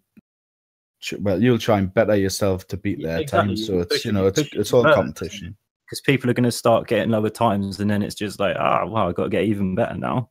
Yeah, of course. yeah, I'd mentioned it earlier. This is the easiest community to mod for. You guys are just so well behaved, and Yeah. and you're helping other people. You know, you're helping people. You know, we'll get people coming in at MGSR and they'll go, hey, you know, I heard about you guys, and you know, I'm just getting into the game, and people will post up links to the various tutorials and ask us anything, and there's always somebody online who's willing to talk to you about the game and how to get started, how to go about it, or the intricacies of various strats. Yeah, it's like Honestly, when I first started, like, I didn't even know about the event skip. Like, I hadn't watched like full runs. I just been watching bits. So Toma came into my chat and just told me about it, and then I tried it, and I was like, since then I was like hooked. I was like, oh, that's fun. That was for me as well. That was great to watch as well because I saw when I looked at the Metal Gear Solid game and I was looking at the runners, I saw that you were doing. It looked almost like a challenge the way the title was, that you had no death run. Yeah. No. So it was kind of like you were doing a challenge, but then I thought, if you learn like these little tricks, then especially when I told you about the vent glitch, and then you'd done it the first time, and I seen the look on your face. Yeah, just like the sheer joy of like you couldn't believe that you were out of bounds, and I didn't have to use the codec or anything. And then I just looking at your face, I thought he's gonna get hooked. He's gonna love it. And then then you done the one in the cavern where you skipped the wolves. It took you a long time to do it, but as soon as you done it, it was just that little smile, and then you were hooked, and then you wanted to learn more stuff, and then Oh, that's another thing. I've been working on a little technique to simplify the weapons glitch as well. Nice. And I've got it pretty consistent now. So that's another. I'm going to make a tutorial video for it. If you want to look on my YouTube, by the way, just shameless plug here. It's Pineapple. I don't do a lot on YouTube, just Metal Gear Solid stuff at the moment, and a bit of Quake Champions. But yeah, I've got a way of making it a lot less complicated than what all the tutorials you read and stuff. That would be great. Yeah. So I don't. Yeah, press, if it's really that great, you should put it in Discord, and one of our mods will pin it for you, because we really like to pin the best stuff we can find. Yeah, it's kind of rhythm based again, but without a metronome. So it's just like 3 moves. I don't use any analog sticks. I just use the D-pad, and I only use basically the D-pad, L1, and triangle, and it's a lot easier. Yeah, sometimes it can be kind of like a crapshoot really when you're doing it, and it's just a mashing technique. Well, the one that I do is just a mashing technique, but if you can kind of you only have to rhythm. You don't even need to mash in my one, really. You just so you blow yourself up, press L1 and triangle at the same time, about half a second after you blow up. So when Snake's a little bit off the air, and then circle the D-pad counterclockwise or clockwise, whichever is easier for you. Circle it counterclockwise about 4 times, and then it's done. Yeah, and you only stop circling basically when the camera stops moving when he's stood up. And when there's a better way of explaining it. So you blow yourself up, and as after a half second you press L1 and triangle, and then when the camera is shaking about the most in first person, that's when you start doing the circling of the D-pad. Do it about 4 times, and then you'll have the weapon glitch. That sounds like quite a consistent method in comparison to just the random mashing where you can't really guarantee its consistency, and especially if you can get a consistent strat like that, because that weapons glitch on extreme ruins runs really, because you can't miss one because you die and then that's it, you've lost your big boss rank. So if you can get a consistent weapons glitch, then that's going to open up a lot of possibilities in the future, especially for extreme. Yeah, if you just think about the way games work, like it can't be down to like just mashing random stuff, and that's do you know what I mean? Like there's got to be a consistent way of doing it, unless there's real RNG involved, but I don't think there is. I think it's just a rhythm thing. I think it's got to do with position, camera, and the buttons that you press. It's not kind of a mixture of the lot. It's not just a case of just like throwing your controller about and then praying that it works. You've got to be, during that mashing, you've got to be doing something right. Even if it's just single presses. So like you say, if there's something where you can just rotate the D-pad, let's say. Just 4 times and she'll be right. You're welcome, by the way, Trombone. I take it you're talking about the infinite punch rhythm. So we're wrapping up here as SylvanEd is just at the end of the credits. Looks like he's just over 226 right now. A good game to both of you guys. Thanks. I want to say thanks to everybody who helped set this up. Mini Omega King did quite a bit to recruit, register everybody for this tournament. This is obviously the first round. We've got the tournament up on screen right now. This is round 1, race 1. So we got a lot more coming up, and I think throughout the tournament, I'll probably be pretty consistent as far as commentating it. But I'd also like to get Toma back as much as I can. I think he did a great job. He has obviously a higher understanding of this game than I do, and I thought that I felt very comfortable with him explaining the strats as opposed to me fumbling my way through that. So, we're looking forward to that next race. It could be tomorrow, but more likely Monday. So we hope you guys tune in there. Oh, definitely. Most of the information is going to be up in MGSR, so we'll also go ahead and post that VOD up in MGSR as well if you missed anything. I thought this was a great 2.5 hours. The stream's been live for about 2 hours and 45 minutes, and I thought every minute of it was fun. I thought the conversation was great. I guess you're going to be interviewing... Yeah, SylvanEd, Pineapples, and he goes by YaBoy. Kamba, Strafe. It's been good. So, Sylvan is ready for the interview. I'll mute my mic now. Yeah, if you want to put them on. All right, see you guys later. Good run. All right. Thanks. Good game. GG. Whoop. There you go. Hello. Yo. Hey, how's it going? SylvanEd with us. And we're kind of curious about the run. How did it go for you? Well, you saw, right? Well, it looked like it started out pretty good, and then the tank kind of slowed you down a bit. First 8 minutes were decent, and then the rest was pretty horrible. Just tell us a little bit about yourself as a speedrunner. How long have you been speedrunning MGS1? On PS1? Oh, Metal Gear? Yeah, MGS1. Oh, geez. When was my large skips run? Like a couple weeks ago, I think. Okay, so you've been doing it for a while, and is all boss your strong category, or is large skip going to be? Okay, yeah, so large skips. Yeah, large skips is mostly what you're doing, and that's a completely different run for those who don't know. Yeah. So this is just your moonlighting as an all boss runner. Mm-hmm. And so that is not exactly your strong side. We're still really happy to have you with us today for the race. And what was going on at the Ninja? Was Ninja isn't part of the large skip run. Most of those bosses, actually, all of them are not part of the run. So you probably don't spend a lot of time fighting the ninja. No, I had about practice them once or twice before this run. Yeah, it's not the easiest thing just to go in straight away, and then those bosses, you get the can. Yeah, that thing towards the end where he, does that shield or whatever.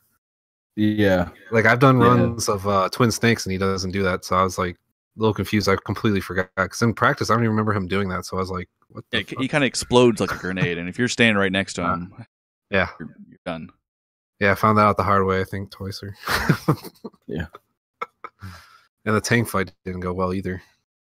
Now, is MGS1 the only game that you speedrun in the MGS series?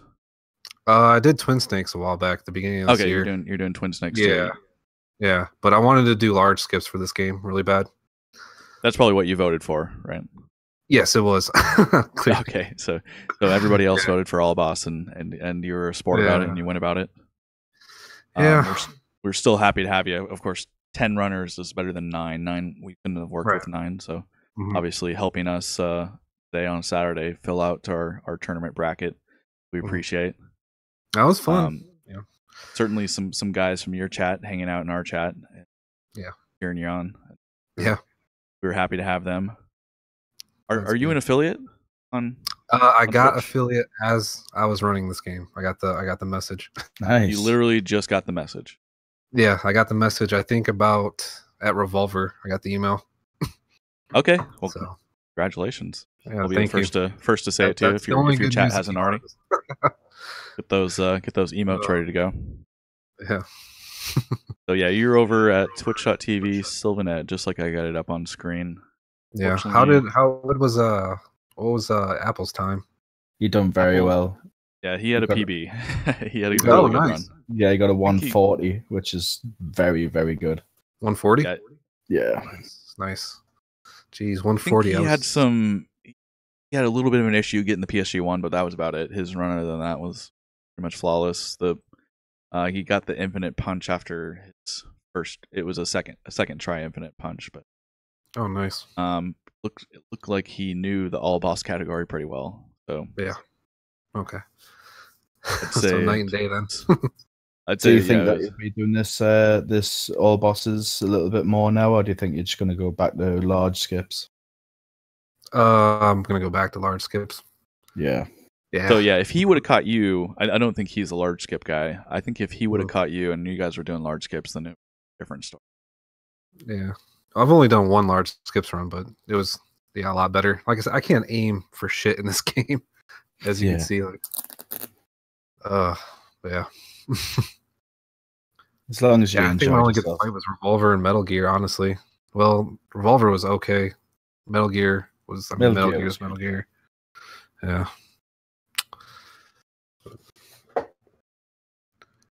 Yeah, Cyborg. Oh my gosh. Now, if you got 430 followers, what are they gonna see when they come to your channel and watch you stream your new affiliate account? What do you like to cut your teeth with? My main game is Killer 7. That's okay. Yeah, that's a PS2 game, right? It's on PS2. It's on GameCube. GameCube's preferred though, but way quicker loading times, and the controller helps a lot better too. So, and that's a speed game for you. Yeah, Killer 7. Mm-hmm. Okay, great. Yeah. Yep. Let's see what else do I run. Well, I'm doing Home Alone for Deegan Dash coming up. Home Alone for the Super Nintendo. What is that a tournament or is that a marathon? No, it's just a marathon. Yeah. Okay. What is it called? Deegan Dash 3. Deegan Dash. Oh yeah. Yeah. DEGEN. Yep. I don't think I've heard of that before. Yeah. Yeah, I've heard it before. It's a good speedrun marathon actually. Very good one. Yeah, my Home Alone Super Nintendo run got accepted. So nice. Well done. Congratulations. Yeah. Yeah, that's about it though. Yeah, we're just wrapping it up for the day. I've got to head out to dinner. I wasn't sure if I was going to be able to catch you in time, but we're still happy to. I know I'm not always in the mood to talk about my run after I lose one, but That's okay. we think you're a good sport for coming on and talking to us after Right. a hard loss. I know you guys were looking forward to this race, and we were looking forward to calling it, and we're glad to get you on the program today. I appreciate your guys' patience. Yeah, absolutely. This went so well. It was one of the best streams I've ever been a part of. Really? And yeah, I'm really looking forward to the next one. I think we've got some really good races going up. And of course, cool. I've got the bracket on the screen right now as Who's next? as Apples is moving on to round 2 with Raichu. And of course, we're going to find out who's moving on to round 2 in that Bricks versus Toma matchup. Mm-hmm. Of course, I'm going to need a co-announcer. I know there's a couple of guys in chat who could probably handle it, but somebody who's like Toma, who knows this MGS1 game well and can assist me while we do it. But I'd expect that to happen on Monday. So until then, guys, thanks for tuning in. To everybody who have already thanked, but again, it's your boy Apples, SylvanEd, Toma, Strafe Machine, Mini Omega King. We will see you later. Thanks a lot. All right. Thank you.